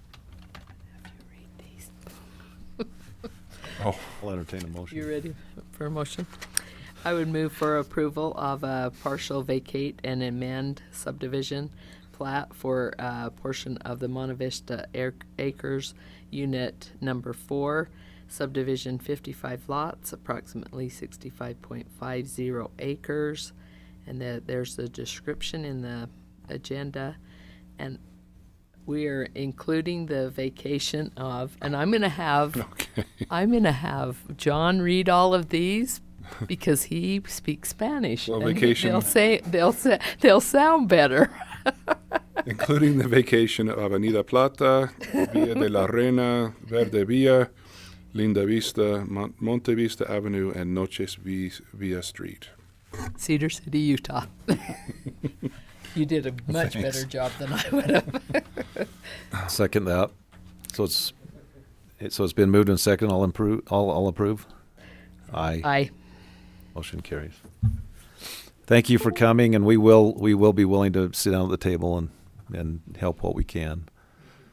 Thank you. We'll move to agenda item number 4, and that is a presentation by the Daughters of the Utah Pioneers.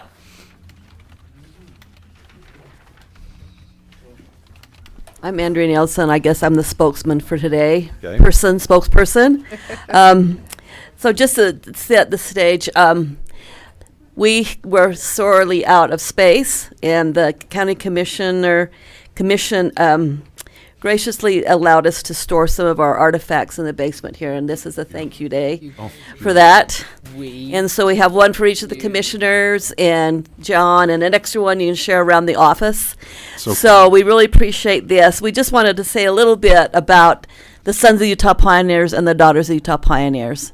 The Sons of Utah Pioneers is an organization for the Sons. The Cedar City chapter and the Parowan chapter have combined. They're the Cedar City chapter now.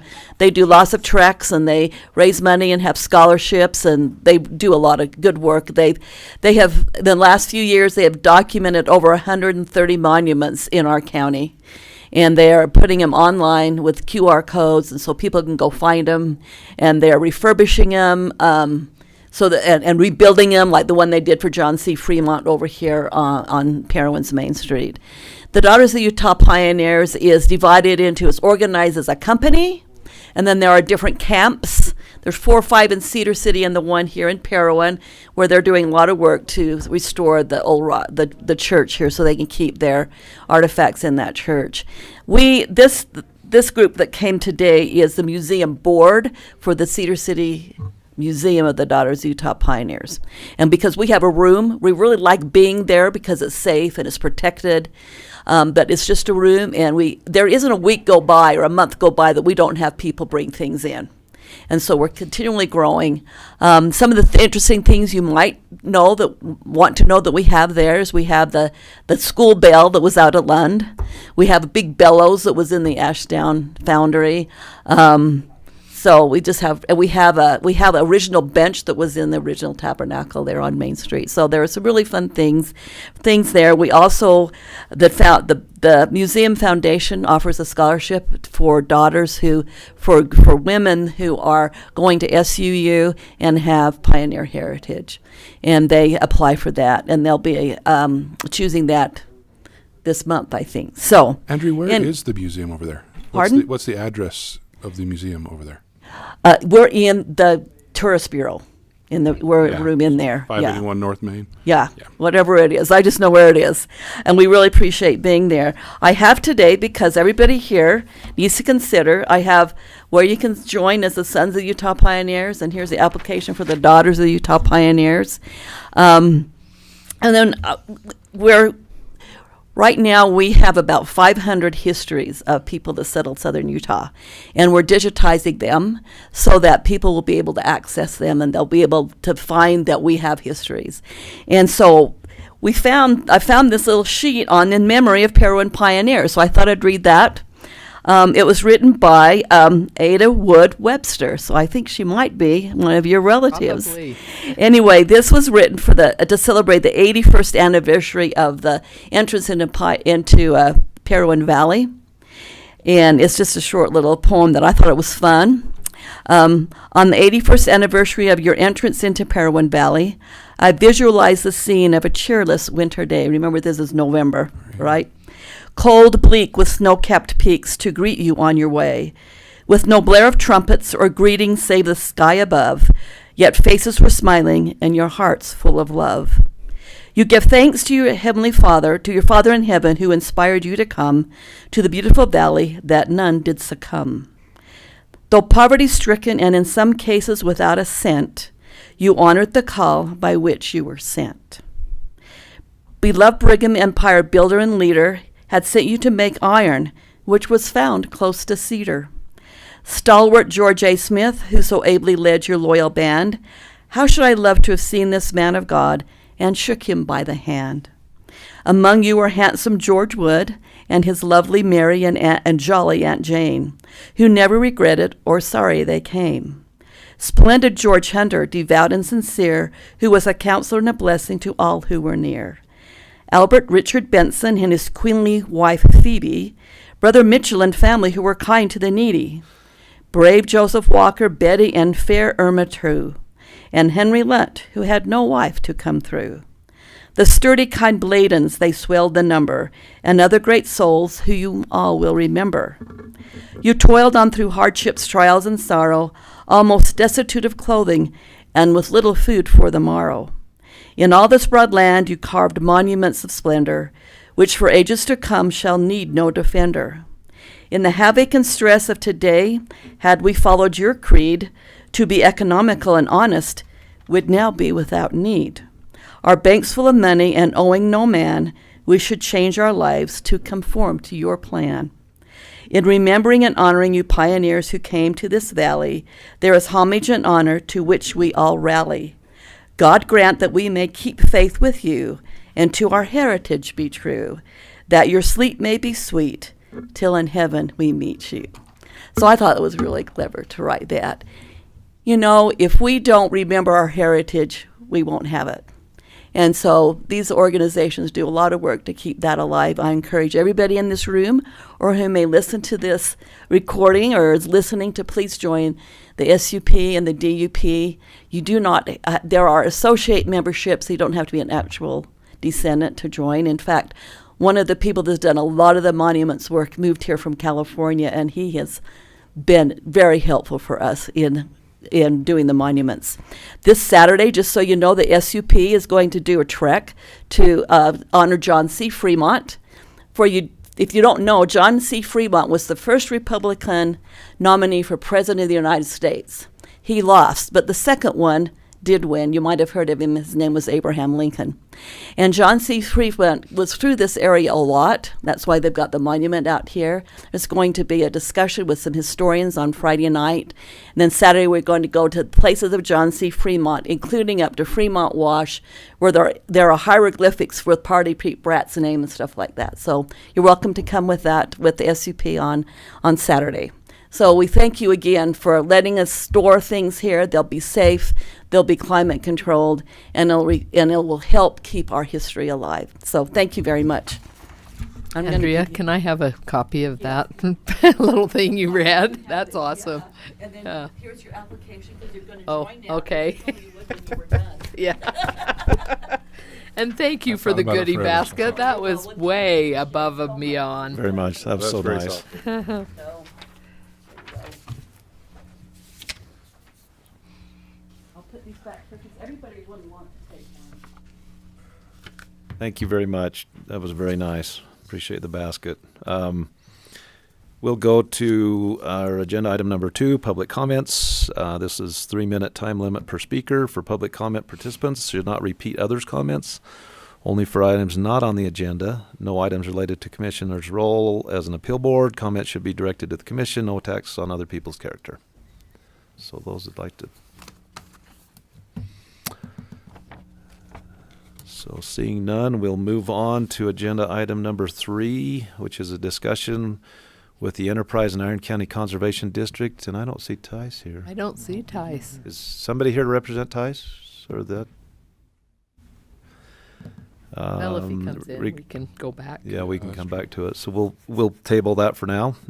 We've done 4. We'll go to 5. Presentation from the Assessor's Office on Greenbelt Assessor's Office data and GIS portal quick capture tool, presented by Carson Reed, Braden Beaumont, and Kendall Allen. Thanks.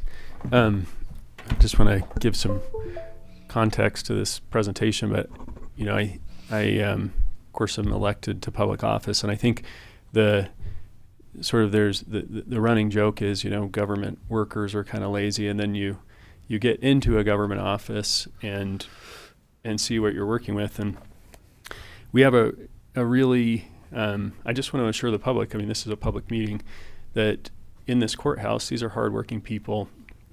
My first time I ever went out with Exilda, she's at the back of the room there. She can work anybody under the table. I mean, she is a hardworking person. I ended up in the hospital with an IV and milk and cookies and had to get revived. But these are extremely hardworking and diligent people. I just want to make a quick comment before I turn it over to Braden. Braden kind of took over what is a very challenging thing to manage, and it was not it was left to him in poor shape, sort of mismanaged, and it's a huge component of our tax base, and so it needs to be administered fairly, and that's a really, really tall order and a really difficult job to do that with Greenbelt.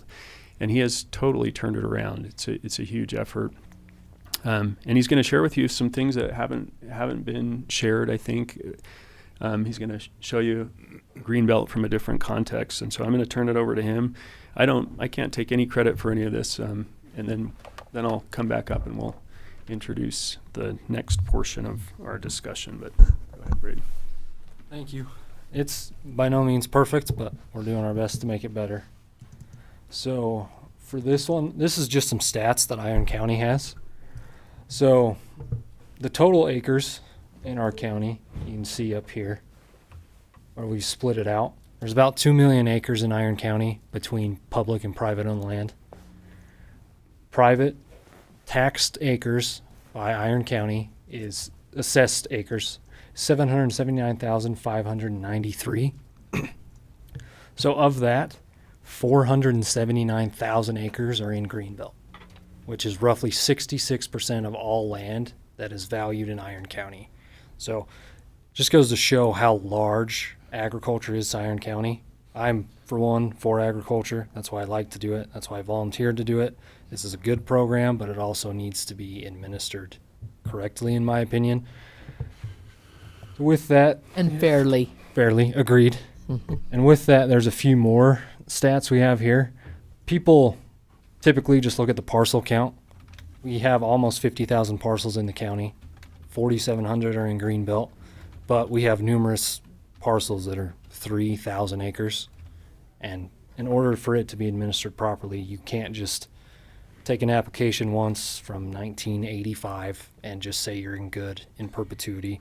You have to do audits. You have to go look, and 3,000 acres, you can drive up, you can see 100 cows on the front end. That doesn't mean the entire property is being used. You actually have to put forth the effort to go and audit the property.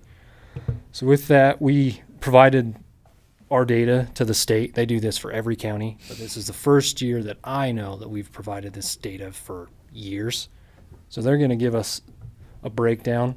These are all the acres we have in each classification, split out here to total that sum of 479,000 acres. Let me close that. I can't see it, so hopefully I'm on it. There we go. So if you look right here, this is the market taxes classification and the FAA. So this is how much, if the land was outside of Greenbelt, this column is how much that the tax revenue the county would collect on that specific land. Per year. Per year. Yep, this is just for last year. So this right here is the FAA taxes. You can see it's the only way that agriculture can happen, because just sheer dollars and cents, you can't run animals and pay this amount of tax. It's not feasible, but it is a huge tax shift. It's not like this money isn't collected, it's dispersed. So we have almost $6.5 million that is split between everywhere else in the county. So that's another reason why it needs to be administered right. And the only way to do that is honestly to take the time. And Kendall has a map here that has been of great help if you want to pull up that insights map. Yeah, John, can you flip that screen? All right, so this is something that me and Braden's been working on for probably over a year, really, to get it fine-tuned.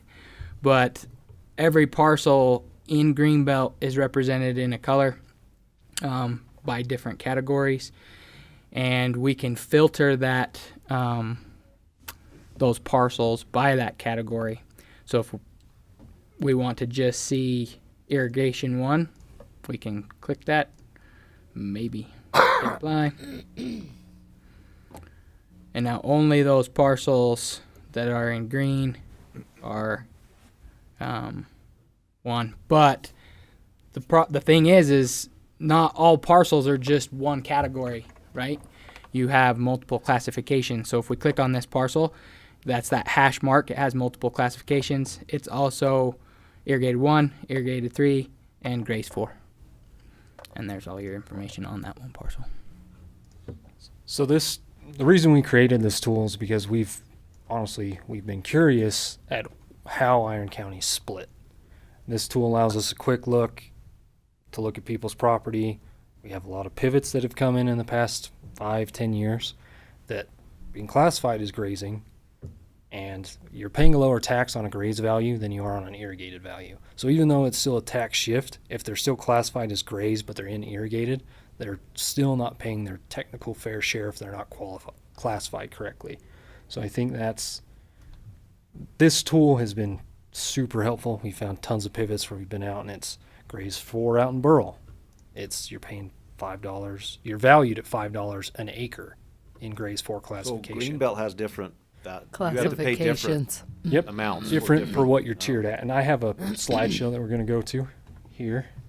that actually Could you expresses that. just kind of break that down just for everyone's sake? So you have the And different that's in grades. my slideshow. Yep. I'll go over that for sure. Did you want to show anything else on this?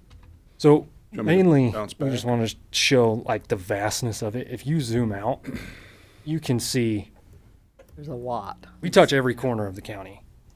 It goes as wide as the county, clear to Hamlin Valley to the west. To the east, you go to Panguitch Lake. To the north, you hit Highway 20 and the Beaver County line. South, you hit the Washington County line, and everywhere in between has greenbelt. You think a lot of that land out in Burl that's just sagebrush.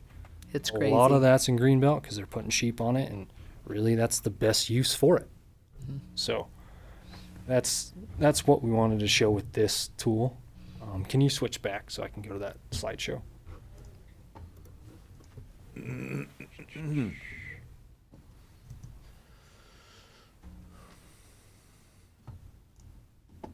So how many other counties have a tool like this? I assume some, but none of them have it built exactly we have. We have it tailored to our county. We have a Kendall. We have a Kendall, Okay. and a lot of them don't. So this just goes over an overview of Greenbelt in Iron County. Classifications in Iron County ranges from irrigated 1. We're one of the few counties that has all irrigated, all graze, an orchard, and a couple dry tillable classifications. So there's 4 in irrigated. They range from irrigated 1, which is your highest yield, holds the highest value that you're still taxed on because you're producing the most crop at an irrigated 1. Irrigated 4 is the lowest yield of the irrigated classes. Then we have all 4 grazing, follows the same route. Graze 1, you have the highest yield. To graze 4, you have the lowest yield. And then we do have, I mean, it says right there. So a couple things to go Before you over. move on, Yeah. the standards for determining grazing one. Oh, I'm sorry. I'm stealing your thunder. I'm so There- sorry. There he is. It'll be in there somewhere, but I'll explain it in here. So, new applications. This is something that not a lot of people know. You don't just come in and apply if you've never been in Greenbelt.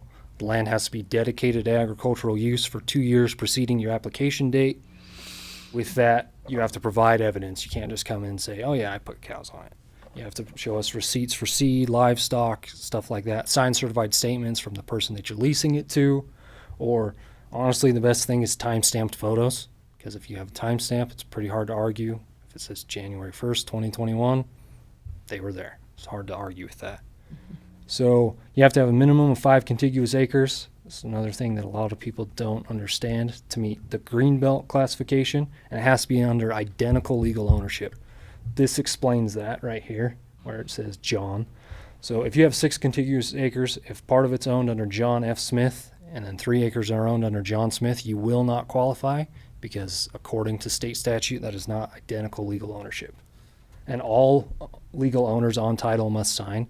The only difference is a trust. An executor of a trust can sign.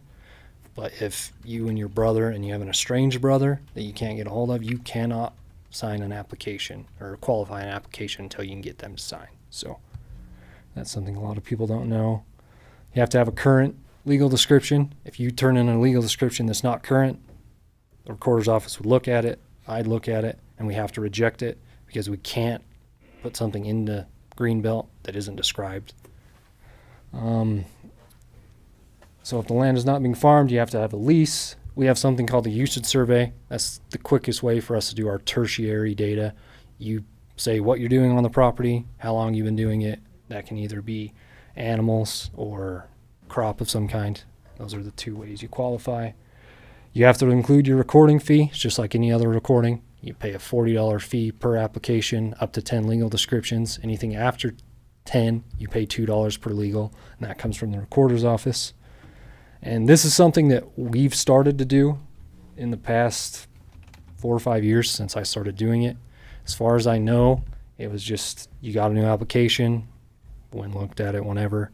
Right now, we get a new application, we look at it in the year the application is submitted, and then we do it a second year, because what I have found doing it is typically if someone's going to do it 2 years, they're going to continue the use, and then we can put them on a regular audit cycle. I've had a few where they say, oh, the assessor's office isn't going to come look after this year. I look the next year, nothing's been done. So that's goes to show how big our county is. If we get 3 out in Hamlin Valley at separate times of the year, that's 2.5 hours out, 2.5 hours back. It's a lot. Determining classifications. This goes to help with John's question. In the infancy, in the Farmland Assessment Act of 1969, the state of Utah came out and they did a survey of the entire state. Gave classifications. We have books that Kendall has created a map on that we'll show later. But all these books are sections split up, and you have to go read the legal description, put it on the map. But now with Kendall's map, it makes it a lot quicker, but that's how it's determined. They can be updated, and that's something that we've actually done a lot of. Like I said, with aerial imagery, we can look and see, well, this says your grade is 4, but you've got 4 or 5 pivots on it. Now we can go out, assess the land, we can check the soil, and to see if it's irrigated 1 through 4. Same thing can be done if it's just grazing. We've had a few people say, there's no way my land's producing what you're saying it can produce. And that's through a process called clip and weigh. I've done it once. It doesn't happen a lot, but it's something we can do if it truly is wrong. The requirements to maintain status is you have to use it every year, and it has to meet the minimum 50% reduction or 50% production standards. And this is set by the Utah State University. They have a whole division that does this. Right here, you can find all this at the current publication from the Utah Ag Stats, by Utah State Advisory Committee, or the Utah State Tax Commission. Those are the 3 ways it's determined. They rely most heavily on that Utah State study. For grazing, in order to qualify, that's why it's reason it's so hard. You can have 20 acres in Burl, you can have 20 acres on the mountain. They're going to require different level of animals for different amount of time. And that depends just on your classification, what vegetation you have. For crop production, it's dependent on the type of crop and classification, as well as your irrigated classification.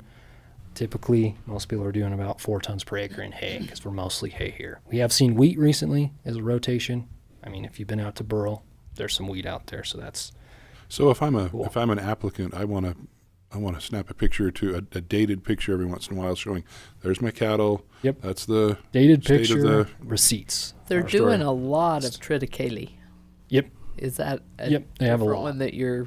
Mm-hmm. And for the most part, they're rotating. Yeah. I mean, typically when you have your alfalfa, it stays for years because stand alfalfa will last a long time. Yeah. As far as I know, they're doing the wheat, and then the wheat has to be replanted. So they're more or less doing it as a rotation crop. Same thing with triticale. Yeah. So audits, this is something that we're in the process of doing. It hasn't been done regularly, but we're in the process of making a 5-year audit cycle now, or not 5-year, but a certain time period audit cycle. That way we don't have applications that are older than I am that are still qualifying. We need to have updated applications. And audits, like I said, consist of checking current applications, making sure they're valid. Additionally, we have to do the field audits. I mean, John works with me quite a bit. We've walked hundreds of acres of land, and we found places that qualify up in the face, and then it's fenced off halfway through, and someone's got nothing on it for years, which isn't fair to us as taxpayers. So for parcels found out of compliance for non-use or agricultural use reflected on their usage survey, we request a new usage survey.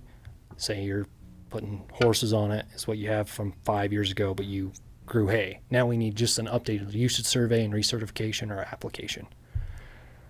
So in the case of non-use, like if you develop it, that's an automatic rollback. You see development everywhere. It's no longer can qualify once you start putting in roads and stuff. It has to be actively devoted to agriculture, and it's pretty impossible to argue that streets and homes are remotely dedicated to agriculture. So Iron County land, this is my opinion, I'm biased, I grew up here, but Iron County is very unique county-wise compared to other counties. We have a ski resort, we have a pretty large city, we've got some small rural communities, and we have the West Desert. I don't think most counties can say they have that diversity. And then we have the high mountain, which produces a lot of feed for livestock. So this just gives a little bit of information. Graze lands in the valleys and West Desert, these are typically a lower graze classification because you have less water and your growing season can honestly be short sometimes. Higher yield, even though the mountains are shorter, you have a lot more water. So more water means better grazing. Things that qualify that a lot of people wouldn't understand, feedlots. The land doesn't necessarily have to have a ton growing on it. If you have cows and you have a feedlot and you're dumping hay to them on your 20-acre piece, if it's all being used, it all qualifies. There's nowhere in state statute that allows us to remove that land because it's an agricultural process. Any dairy, look at lambing sheds, there's no vegetation in lambing sheds, but they all qualify because they're integral to an operation and they're being used in an agricultural manner. So this is just some pictures to show the difference. This is a high yield. This is up on Cedar Mountain. I mean, as you can see, green grass, tall, plenty for them to eat. Lots and lots of vegetation. You can tell that's not the West Desert. Yeah, this is somewhere close to us. This is just 5 minutes outside of Canaryville. I mean, there's little vegetation for them to feed on, but it can still qualify. They're housing the animals. I mean, you can see one in a pen, but in the background of the picture, you can actually see one out feeding. They're using the land. Even though they're for sure dumping hay to them, it qualifies. These are just Because of all pictures. the pinyon and juniper. That's why there's no grass underneath it. Yep. We've got the irrigated land in Burl. This is a quick and easy one to tell if they're qualifying. You're growing something on it. Is there a pivot? Pretty good chance you're going to qualify. And this is kind of a middle range. This is out west in Hamlin Valley, even further west. There's some vegetation, but even still, like, you're not going to leave your animals out there year round if you have a high number. There's not enough for them to live off of. So that's why some people put 20 cows on 20 acres for a month, and it qualifies based on the state standards. So that's our biggest thing. Is it's a huge job, but we do think it needs to be done right. And we feel like these stats are pretty telling about how important Greenbelt is for our county, but also how much it can affect the regular taxpayer, not just the farmers. So. And then, go ahead, Karsten. John, if you'll flip back over to my screen, I'll show you that greenbelt layer that we were talking about. While he's doing that, I'd just like to say, a lot of folks that don't understand the break that ranchers get. Ranchers make a lot of money, but it slides right through our hands and it goes to the feed stores, to the tractor store, so the economic value of agriculture is huge in our county. And that's the reason why most of them wouldn't be able to pay the high taxes on a regular piece of land. If they couldn't do it, they'd go out of business. So it's a great program to keep our agriculture healthy and in place, for sure. So here's a prime example of the mountain lands with the grazing. So if we flip the greenbelt layer on, you can see the different layers of qualification and the land use. So before we made this map, like I said... Is this like Braffitt's Creek area? Is that? Yeah. Yeah. Mm-hmm. So before Kendall made this map for us, this map is actually just on a giant, one of those old books. What we'd have to do is we'd get a legal description. You'd have to go in, have to take your pencil, go and draw it. And then if it lied on one of those lines, you'd have to make a judgment call on how much is this 50% of your 10 acres? Is it 35? So this gives us the ability. Some to of them are faster. steep cliffs, right? So there's no way that you can graze that. There's part. non-productive as well. I forgot to mention There's that. this black We only have is like non-productive. 135 Non-productive at all. Yeah. Well, and back in the day, I remember going through the books with the assessor because they would use the ownership plats and then they would sketch them over the top of that. And down in the basement of the courthouse, there's 14 books with 3,000 pages, and they all have those sketches on them. So this is light years ahead. Oh, yeah, this something that would take me 20 minutes now takes me a couple, 2-3 minutes. Type in the parcel number, it pops up underneath this layer. This one's showing up on top of it. Just take a little sketch tool, see how many acres lies on Grays 3, Grays 4, whatever. This That's made it awesome. way faster. How long will it take you to audit everything? Are you going through the audits now? Yeah, so How long will it take you to audit our county? it would take, Years? if we tried to do it in 1 year, I would have to not do anything else. And it probably would get halfway done. So it's going to be, we're going to have to do a 5 or 7 year audit cycle.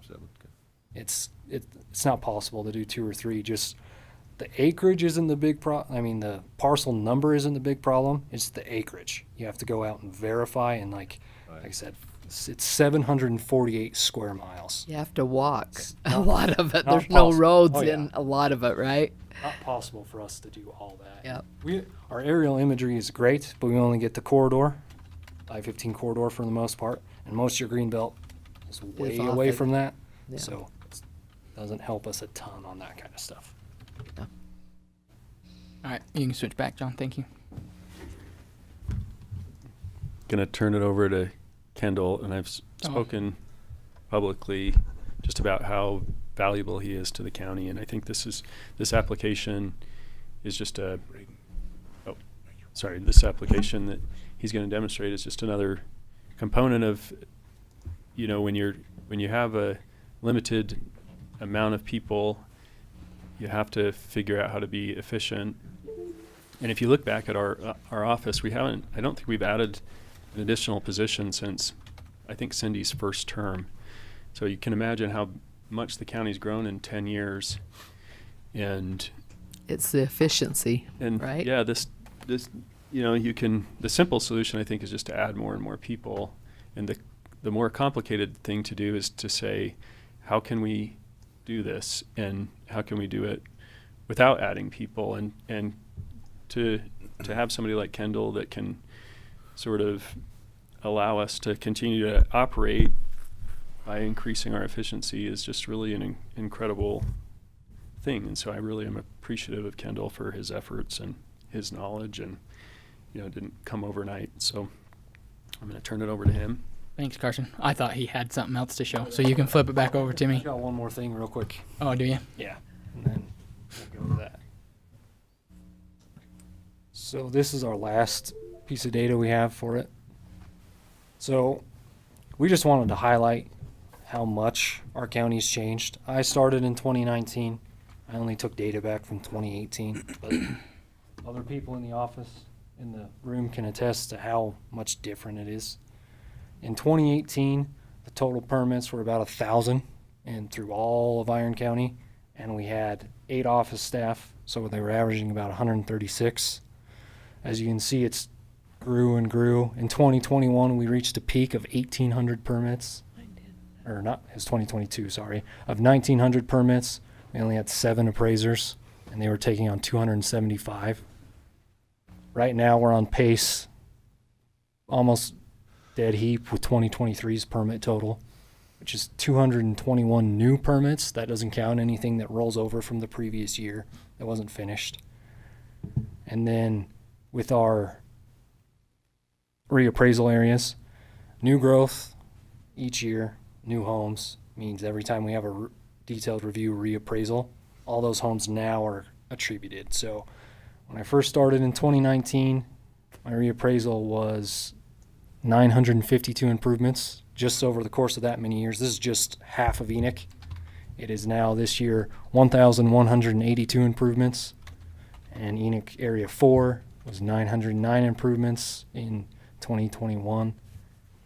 For 2026, its detailed review is at 1,093 as of the start of this year, and it's grown by 50, 60 homes already just this year. So, and that's pretty much on par for every person. Cedar's grown like crazy. So each person is taking on vastly more permits than we used to and a lot bigger reappraisal area. And the only way we can do this is that tool that Kendall's going to show you. So I've worked in local government in the assisting assessor's office for the last 17 years between IT and GIS. I thought I understood the scope of what the assessor's office does until I started to make this portal and sat at the table with an assessor and we rebuilt from scratch something that would be useful. I don't think we've touched the surface of what we can do with GIS and to help their office. But in my mind, that office does way more than I ever thought. And to show that, we created a tool called Quick Capture to help them go out and reassess their reappraisal areas and to track kind of their day-to-day movement, not only for them but for their managers, to be able to see what they're doing. And I'm going to turn that layer on right now, and you're going to see. So we deployed this a month ago. About a month and a half. So just so you know, this is a month worth of data.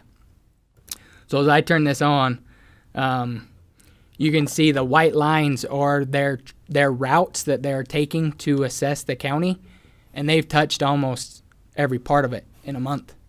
And they've taken over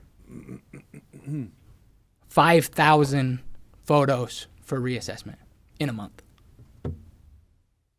I found that mind-blowing. So if you'll do the filter for just last Monday to this Monday. Sure. So this tool has helped us, in my opinion. It's in its infancy, so we're still working on it, but it's made things faster. You're not having to look at your parcel, take a picture, write down your picture number, come back, put it in a computer, download it. When you take the picture, if you have service within 30 seconds, it caches it to the parcel that you took the photo on. So everything's right there. You can come back to the office, just quick dump into our systems. So in a week, last week is when people really got started on their reappraisal. There was 2,800 pictures taken in a matter of a week. 2 people took 1,400 in a day. Something that typically took us, how long would you say? 2 to 3 weeks just to get reappraisal photos. We can get done in 2-3 days.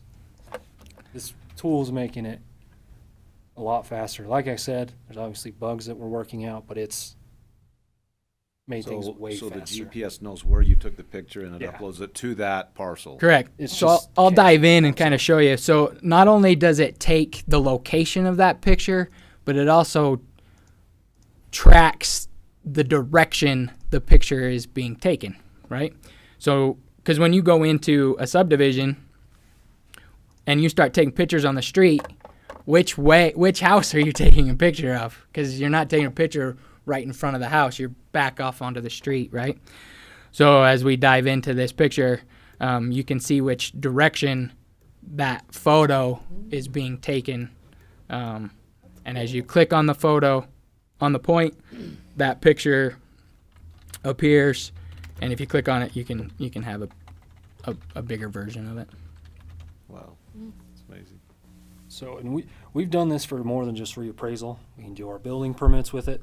So all your building permit data is stashed in one place. Just dump it in. You're not having to reorganize it. We can do Greenbelt. We have a filter for all this stuff. Like we found 8 that we've gone and done audits on that are no longer in compliance that we've rolled out. It's making it, our ability to track what we're doing is crazy. All these permits, I mean, these are just. Yeah, so this is the Here's what the permit permits. layer for just the Enoch area and the Legend inspection 1, 2, and 3. You can go into more detail of how that works, but as they do an inspection, they can click on it and edit it and keep track of where they're at on their inspections. And as they complete it, it disappears from the map. But they also have a historical record where they can go into our permits and turn on that closed permit and be able to visualize that too. So they have a historical record. So just go a little further southwest and it'll show you. Or should. You want a closed permit? Is that what you Yeah. want? So that shows just the closed permits in the last couple weeks. So Wow. So a closed permit, what we have to do when we get a permit for new construction, we have to go and do our initial visit. We have to sketch the property, which you go out with a laser, sketch it on a pad or on a tablet, which we do on a sketch software. Then you have to, once you're finished with that, you come back and you check for completion. Your completion checks are determined quality. After you do all that, then the next step is you have to update it into our CAMA system, which is how we value the property. So with this, it just takes another step away from us, or it's just cached. Now we have it all the data on our tablet for our sketch. It's simple. You upload the sketch, you put in your quality data, you throw in photos. It makes things way faster. I know before we got the tablets, 2019 or 2020, 2020. when we were sketching on graph paper. 2021. We were sketching on graph paper, and we'd have to come back to the office, open up our sketch software system, take the sketch on paper, turn it into a digital file to upload it. We've completely skipped an entire step now. We get to do all of it in the initial You process. can do it all out in the field. Yep. You have to have a second time. Right there, if it doesn't square off, you're already at the property. Resketch it real quick. Or what the permit had allowed. Yep. So our software system, you're sketching it out. They need to close at the end. The house closes. If we have a measurement wrong and it's not closing to the dimension we have, we know something's wrong. Before, if we came back and did that here, we have to go back out. Right now, it takes another 10 minutes to resketch something. Just to put that in cabinet making terms, imagine, 300 field measurements with 300 designs. It's just per person. It's just a ton of work, and that's just a small component of what you have to do. That doesn't include any data analysis, any sales ratio study. Like, this is more or less the field work aspect of it. So this is But you can add other aspects to that, and then it's all in one spot. The goal with this is we've talked to Scott Craner. Eventually, we would like to be able to, where we take these photos, our CAMA system to be able to consume Kendall's data and take our primary photo and put it into our CAMA system, so we wouldn't even have to do that step. It just goes looks for the new one and consumes it. So wow, this has been a super powerful tool already, but I think it can be even better. I think this is a cool example. So we collected imagery this spring. They're going out and doing these permits on these new homes. This home this spring was not built. The footings were poured, but if you click on the photo, this was 10/3, so almost a month ago, All built. and it's done. A lot longer than that. Wow. Been done since like August. So that's all I have. Of course, So does this software help catch parcels that may have slipped through the cracks over the years and are not being taxed? Yep. Because I've heard of that happening in counties where, including ours, Oh yeah. where somebody will look up a parcel number and it's not even on the tax rolls. Yep. So that happens. I mean, that's something that we're trying to mitigate. I don't think it's ever going to be 100%, just because sometimes people don't pull a permit. But with this kind of stuff, the imagery, we're working on machine learning to where Kendall can, after we get our new set of imagery, compare it from this year to last year. And if those parcels don't have an improvement on it, we know it's missed. And it's something that before, like you said, they'd call and say, hey, I've been living in my house 2 years, but I still says vacant land. Now, with the machine learning and this tool, we should be able to limit that even more. Thanks, you guys. Do you have any other questions? It's incredible. It's amazing. Yeah. Wow. And it's, I do want to highlight again, these are really, really hardworking people, and they're not slackers. So it's, which is kind of the way that sometimes people discuss government employees. That's just not what I've experienced here in Iron County, and certainly not in our courthouse, and not in my individual office. Each individual person is really, really diligent, really hardworking, and they have to be, because there's a lot of work. There isn't time to dink around. So, John, John Williams. I'm the new guy in this office, but previously was with the county and the road department for about 17 years. So I feel pretty comfortable speaking on behalf of the average Joe. No idea what really went on in this office. And it's pretty cool. And gonna gush on Kendall a little bit. He's You guys are making amazing. my head. Yeah, he's amazing. It's going and I know bigger and bigger. Braden spent fair amount of time with him, helping him get this going. It's still being refined, but we have people back here with, close to 20 years experience. And it's, there's not a lot of lulls. You have, we got to get this done. And then you think, now we're going to go Yes. do this. Then we're going to go do that. And all this is cool. And it's good, too, to get out and we measure these individually.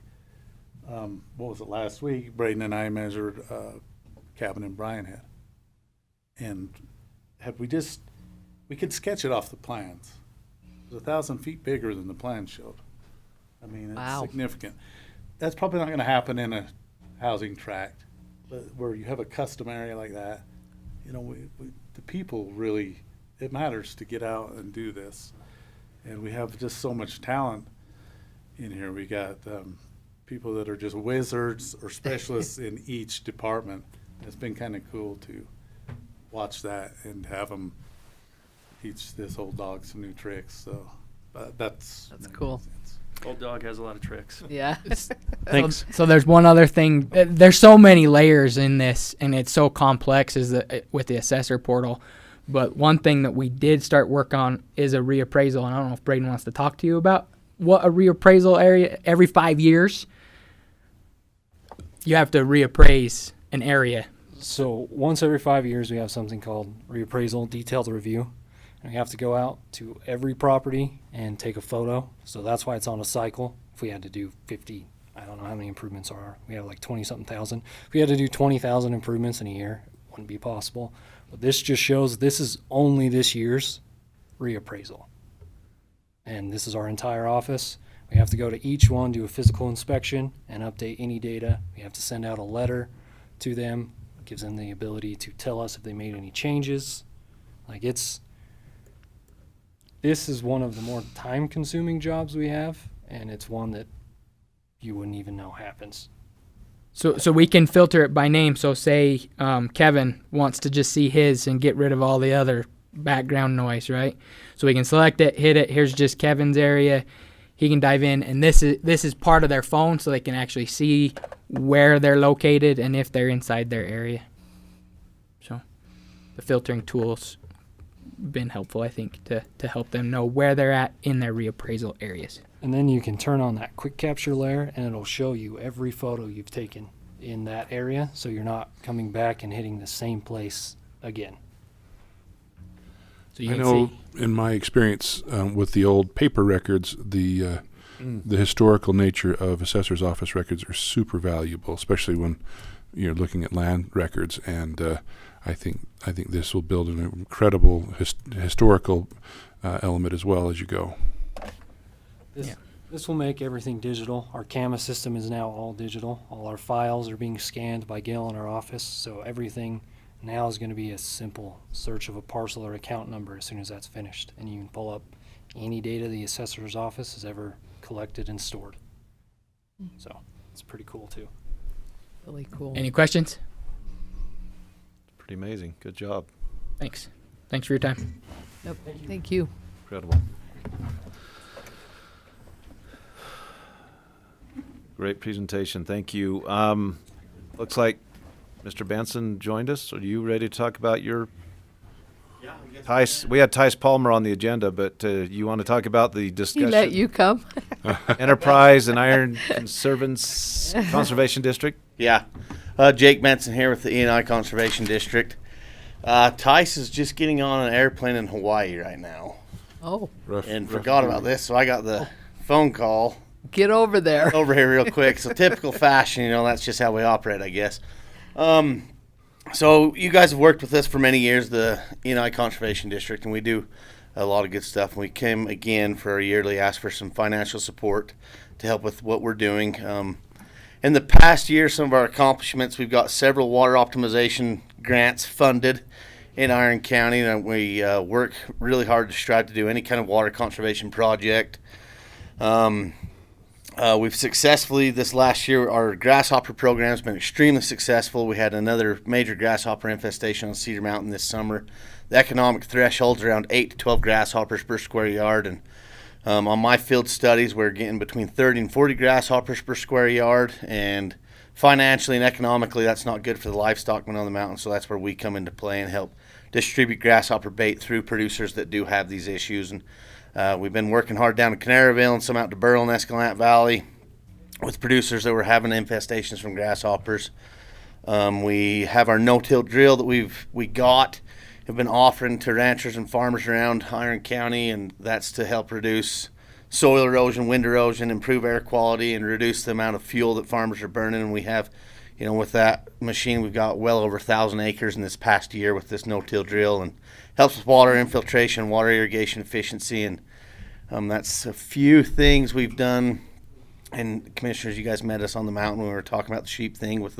That was a great turnout. We appreciate your guys' support there, and we look forward to the future of what else we're doing. And so I'd like to ask the county commissioners here if we could get some financial support and partnership with what we are doing, and we're the boots on the ground with natural resources and some of the stuff we've been working on.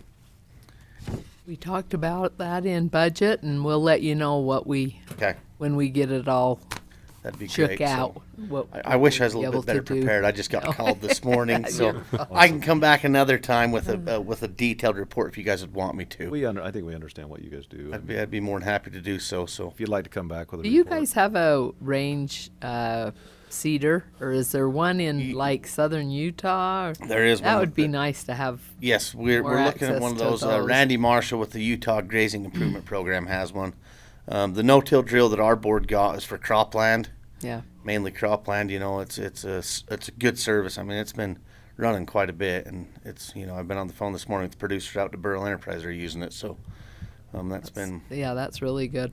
But it would be nice to have one that's more than just that one, because it's pretty used. Yes, It's I agree. Very used. Rangeland drill is a definite need here, so Yeah. it just takes time to get to those points. And Yeah. Anyways, we appreciate the county commissioners being supportive with anything we ask all the time, and greatly appreciate that. So You bet. that's my little 2 minutes, I guess. Okay. Thanks Thank for you. coming. Thank you. Appreciate it, Jake. Thanks, Jake.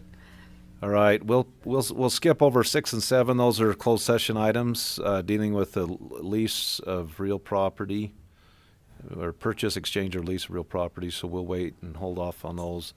We'll go to agenda item number 8: discussion and ratification of agreement with Cedar City relating to the construction of a new county jail. As Commissioner Cousins is aware, having gone to the city council meeting where they approved that, this is the county's and just ratifying. I submitted that to Commissioner Blake for his signature. John signed it. It's been submitted to the city, but this agreement outlines the infrastructure, water, and other items such as aggregate material that may be used during the construction of the jail. This helps ensure that the water connection that we have at our current jail carries over to the new one, et cetera, et cetera. So thank you to the city for working with us to get this all put together. It was originally going to be 1 or 2 or 3 different agreements, so we put it all in one, and they approved it. Nice. And so this is us just approving that. And I know Paul kind of shepherded this along. What were some of the other things that were discussed? It wasn't just water, but they wanted like some specific sewer connections. What were some of those other things that are elements? It's up for ratification. It's a gravel source with the recharge basin to the south of the jail, and they would allow us to take material from that, but they wanted to take gravel from our pit on what's the road? Kitty Hawk. Kitty Hawk. Oh, Kitty Hawk. On Okay. Kitty Hawk, our pit on Kitty Hawk at the yard there. So, and then there was. And in lieu of just temporary hookups for water and sewer, they said that they wanted specific, like, let's just go ahead and infrastructure it like it's going to go in. Which I really appreciated. Leighton Construction, the contractor, had suggested maybe we do that, and I really appreciate that the city came back and said, no, let's, and maybe clarify what that. And that just means instead of having separate meters put in and then having to change that over to the new meters, it's all going to go in like it would be for the jail, but the city's kind enough to monitor that for construction usage and not like we're using it full time as a jail. And so they understood that we're trying to just make this work for our infrastructure and getting up and running, but that when the time comes, we can neatly transfer that over from the old to the new jail. Paul, there was the discussion too about the old jail water and the new jail water. So there's at the old jail there's there's a 2-inch connection and a 3-inch connection. And I was real excited about this because we're going to be able to swap the 3-inch connection straight across, and we'll use that as a, like Sam said, we'll use that as a construction water usage and pay that higher rate through construction, but then it'll flip over to our normal rate for the water for the jail. And as we, bottom line, we're either going to be using water at the old jail or the new jail as we make that transition. So it's really going to be a wash. And I was excited to know that we could, a 3-inch meter is all we need. I think Mike Gibbs said the toilets in the old jail are like 4.3 gallons per flush, and the new jail is 1.6.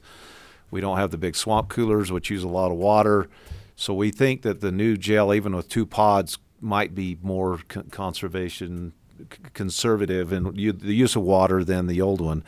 And so that's good news. So we were thinking we were going to have to purchase maybe hundreds of $1,000s worth of water rights, which we don't have to now. So it'll be a straight across. That'll swap. still leave some for the old jail when we Yes. sell that. There'll be a 2-inch meter left for the use of the old jail if we tear the old jail Office down building and then or sell the office building or whatever we do with that property. I've actually had a inquiry from somebody recently on the use of that property for a certain use, and so but yeah, it's I think I appreciate Cedar City, and they've been very cooperative. And Yeah, we've talked all along that we would sell that property and put that toward the new jail.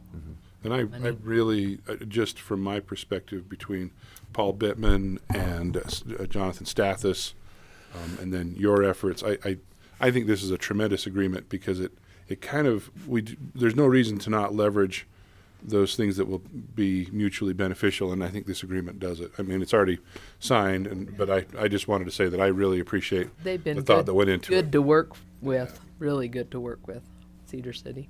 Yeah. That's nice. So I guess we need a motion to ratify this, right? Correct. Okay. Okay, I will move for the ratification of the agreement with Cedar City relating to the construction of the new county jail. Second, all in favor, say aye. Aye. Aye. Thank you. Motion carries. Go ahead, Reed. You need to say something? Before you go to Jennifer, I wondered if you'd indulge me for just a second. Based on the conversations that we've had earlier regarding the green belt and the water, and it made me start thinking of a couple of things that I'd like to get in front of the commission. I had talked with the state engineer, with the Conservancy District, with a number of people about the idea of establishing in Iron County a program to acquire agricultural preservation water. I think I've mentioned it over a couple of years that I've been thinking about how this could work. And when we were talking about the rollback and the greenbelt, and that the problem with doing a program like this is the funding. Where do you get the money to buy water? But the idea is that with development and as development's occurring, if agriculture is important in Iron County, the way that we're going to keep agriculture is with water. And in order to keep agriculture, you've got to have water. And you can't afford to buy water at the current development rates. And so especially, priority water as it's been established for development and the requirements for development. And as we were developing the groundwater management plan, we talked, and the state engineer agreed that it's possible to acquire just like a conservation easement on the land, you could acquire and preserve water as a portion of the water for agriculture off of a water right, so that you could divide a water right into agricultural use and development use. Because when you convert, typically what we do now when we convert agricultural water to development is we use less, right? It takes less water on that land.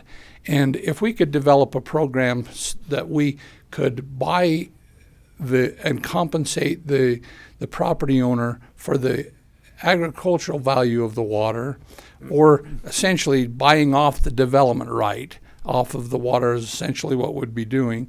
We would be preserving the water for agriculture, and the value of that would be much less because we've already compensated the owner of the water right for the development portion of the water, which has a much higher value. And so you're putting the value back onto the water that is more commensurate with agricultural ability. When we were talking about the Greenbelt, and we couldn't operate agriculture without the Greenbelt benefit. This would be a program that would essentially give a Greenbelt development benefit to water in a way that you would buy off the development right off the water. You would split part of the value of that water and compensate that property owner for the development right off of the water. You do a conservation easement on the water, essentially, compensate that property owner or the owner of the water right. Then that water could be moved anywhere and be bought and sold and leased for agricultural purposes. And the water could be tagged as agricultural only because it no longer has value in development. I know it's a little bit different concept, and nobody does this that I've been able to find. I've asked people in water development and in water rights if anybody's ever done this. Nobody's ever aware of that being done. But in talking to the state engineer and with a couple of water lawyers, they think that it's possible. The state engineer agrees that it could be tagged that way. It would require the county to create a bank of some kind, or to just let them run on the open market, just like water rights do now. But it would be a tagged water right that the development. How is would we on. purchase those? What? Well, I'm is there a suggesting. mechanism I'm to do suggesting that? that might be a good use of rollback. That it could be used for agriculture because it came off of agriculture. It was an agricultural benefit. Then when that's paid forward, we use that money to buy the preservation value of on that water, buy the development right off the water so that it becomes preservation water and it can always stay in agriculture. Then that benefit that comes from that would be our source. We could look at other funding sources too, but I'm just thinking that's a source that I know we use in the general fund, we just use for other things. But if we, going into the budget and you think about how to do this is going to take years to accomplish something like this. But I think that it's a way to look forward in agriculture in a way that we haven't done before, and especially recognizing that without water we won't have agriculture. And as development occurs, and as it has in Washington County and all around us, we're going to lose our agriculture. And we're going to lose it because the demand for the water is higher value for development than it is for agriculture, and you're going to lose it. The really nice thing too for the government to do that is that the state engineer is not going to take that because you can hold that. An individual can't hold that like well, there's a lot of benefits, and I think there's nuances there that we would have to consider. We'd have to look at it, but I think it's time to get a group of people together that could really evaluate the possibility of doing something like this for agriculture, because that's where the benefit's really going to come in preserving agriculture for the future. And if we don't have water for agriculture, we're not going to have agriculture. And that's really the importance of our pipeline to the West Desert, or Pine Valley water. So we don't have to take we the don't have agriculture. to. But I like the idea, because Reed. I like really the idea like too. the idea. But we to supply the water to this valley, you either get that pipeline or you buy in dry farms. Yeah, that would be real but that's going to last us a few years. Mm-hmm. It's not the ultimate answer, right? You know. So on the rollback, how much do we get of that? So I came up to speak to that because a couple of properties we bought recently for the county, the landowners were surprised they had to pay a rollback. They've been in Greenbelt. Oh. And so they come in, they would much rather trade something, a horse trade, like Reed's suggesting, than cash out of the pocket, because all of a sudden they're getting a bill, and if we've already rolled that over to something they already own. Yeah. I like that. So that was what I was going to speak to. So that would provide them tax benefits. It would. There's a lot of ways that this could work, and things that play into it that are nuances we just don't think about generally, because it really hasn't been available to us. No, we haven't There's no program like that. There's just nothing that does that. And I think if sharp minds got together and said, look, this is a priority for us, we need to come up with a revenue stream that can help do that, but it also gives property owners converting property too, an advantage, that rather than just selling off those other water rights, they can convert some of those to agricultural water and not have to pay as much, get a better tax benefit, and there's a number of ways that it could work and be beneficial to us. So while we were having these other discussions, that just started reminding me, I'd worked on it a couple years ago and then last year again, and it just kind of always got on the back burner because there's just too many other things going to do. But I thought I'm going to jump up and interrupt your meeting. And I apologize and appreciate you indulging me on that. But let it mull over and visit with me about that when you get an idea. And I'd like to just keep that thought going and figure out a way that we could do that. It would be, you know, be really beneficial for our huge county. For us in the future. You know, it's just, we don't look 50 and 100 years down the road. You know, we look at maybe 5 if we're lucky. You know, 2 or 3 years. We're looking at budgets. We're looking at things. We just don't look that far down the road. And all you have to do is look around the state of Utah. With water, you look out 50 years. Yeah, and see what's happened with agriculture around the state of Utah as development has occurred. It's just going away. We don't have to It's go very sad. far south to see what's happened in Washington County. There's no agriculture left in Iron County. You look at Foresight. I mean, we as a board toured the Central Arizona project years ago. One of the most interesting things I've ever done. And they have a stainless steel impeller. They have one that wore out. It was in front of their office building in Arizona, and it cost at the time $1 million to make this impeller, and it would take the water out of Lake Havasu and it would raise it 800 feet, and then it send it down a concrete canal system through Arizona. And that's really how Arizona took their share of their water rights, is that system. That water's the central, and that was developed in 1970s. And that was 50 years ago. Yeah. And that's what they did. They looked out 50 years ago, and Arizona's a different state because of it. Yeah. And so and our community and our county could be a different place in 50 years if we are innovative and can come up with things that are going to change the future, that are going to require innovative solutions that are otherwise we're going to live in a different place. Yeah. That's all there is to it. So appreciate letting me indulge on that. No worries. Thank you. I like that. Yep. We'll go to Jennifer Bradbury, item number 9. No worries. Personnel. Thank you. All right. So in the road department, Kyle Daniels has completed all requirements to be promoted from a full-time maintenance worker 1 to a full-time maintenance worker 2 beginning October 27th, 2024. In the building and maintenance department, Landon Wall was selected from the most recent competitive interview and selection process to backfill the vacant part-time building maintenance technician position effective 10/21/2024. And then in the Sheriff's Office Corrections, both Aaron Hatch and Tanner Taylor have completed all requirements to be promoted from a full-time Deputy 1 to a full-time Deputy 2 position beginning October 27th, 2024.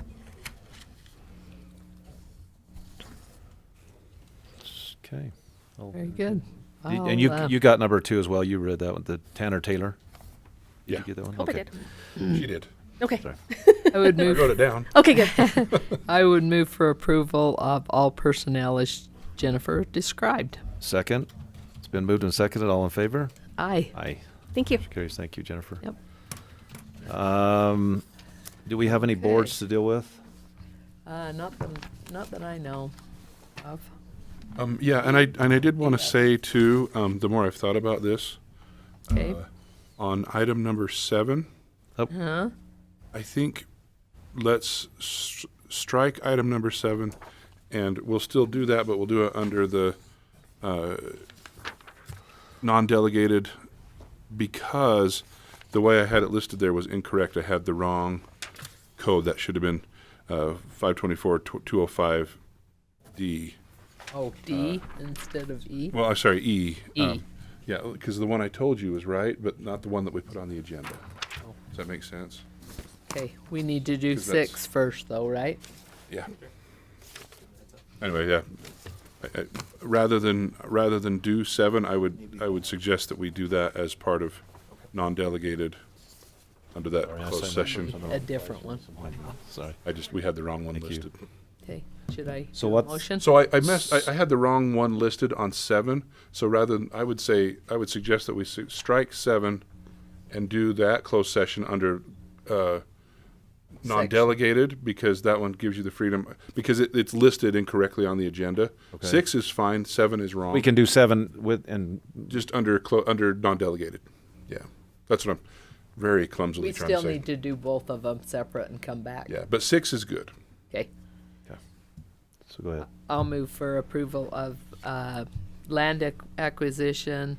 This portion of the meeting may be closed pursuant to Utah Code Section 524-505, subsection D, strategy session to discuss the purchase, exchange, or lease of real property. Is that 6 you just read? That was 6. Okay, you read that. It's 524-205D.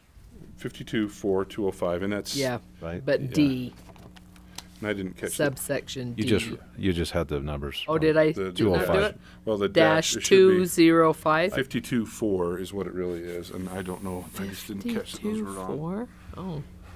Okay. Well, I'm just reading off the agenda. Yeah. 52-4-205. Yeah, that's And okay. was that a motion to move into a closed session? Yes. Okay. Okay, I'll second that. And it's been moved and seconded to move into closed session for what's been described. All in favor? Aye. Aye. Sorry, that was way harder than it needed to It be. was. You had it written down right on 7. Yeah, well, I know. I didn't write that one.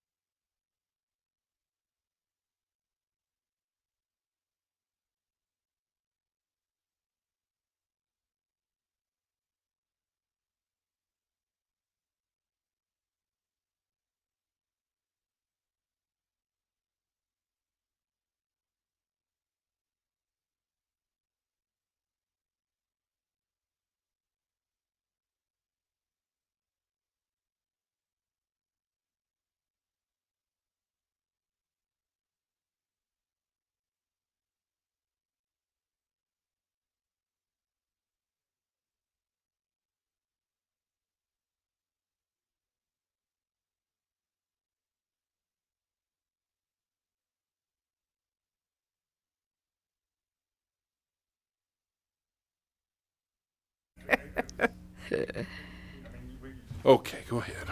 Okay. I move to enter into a closed session per UCA 52-4- Oh, sorry. The chair needs to declare the end of the. I did. Okay.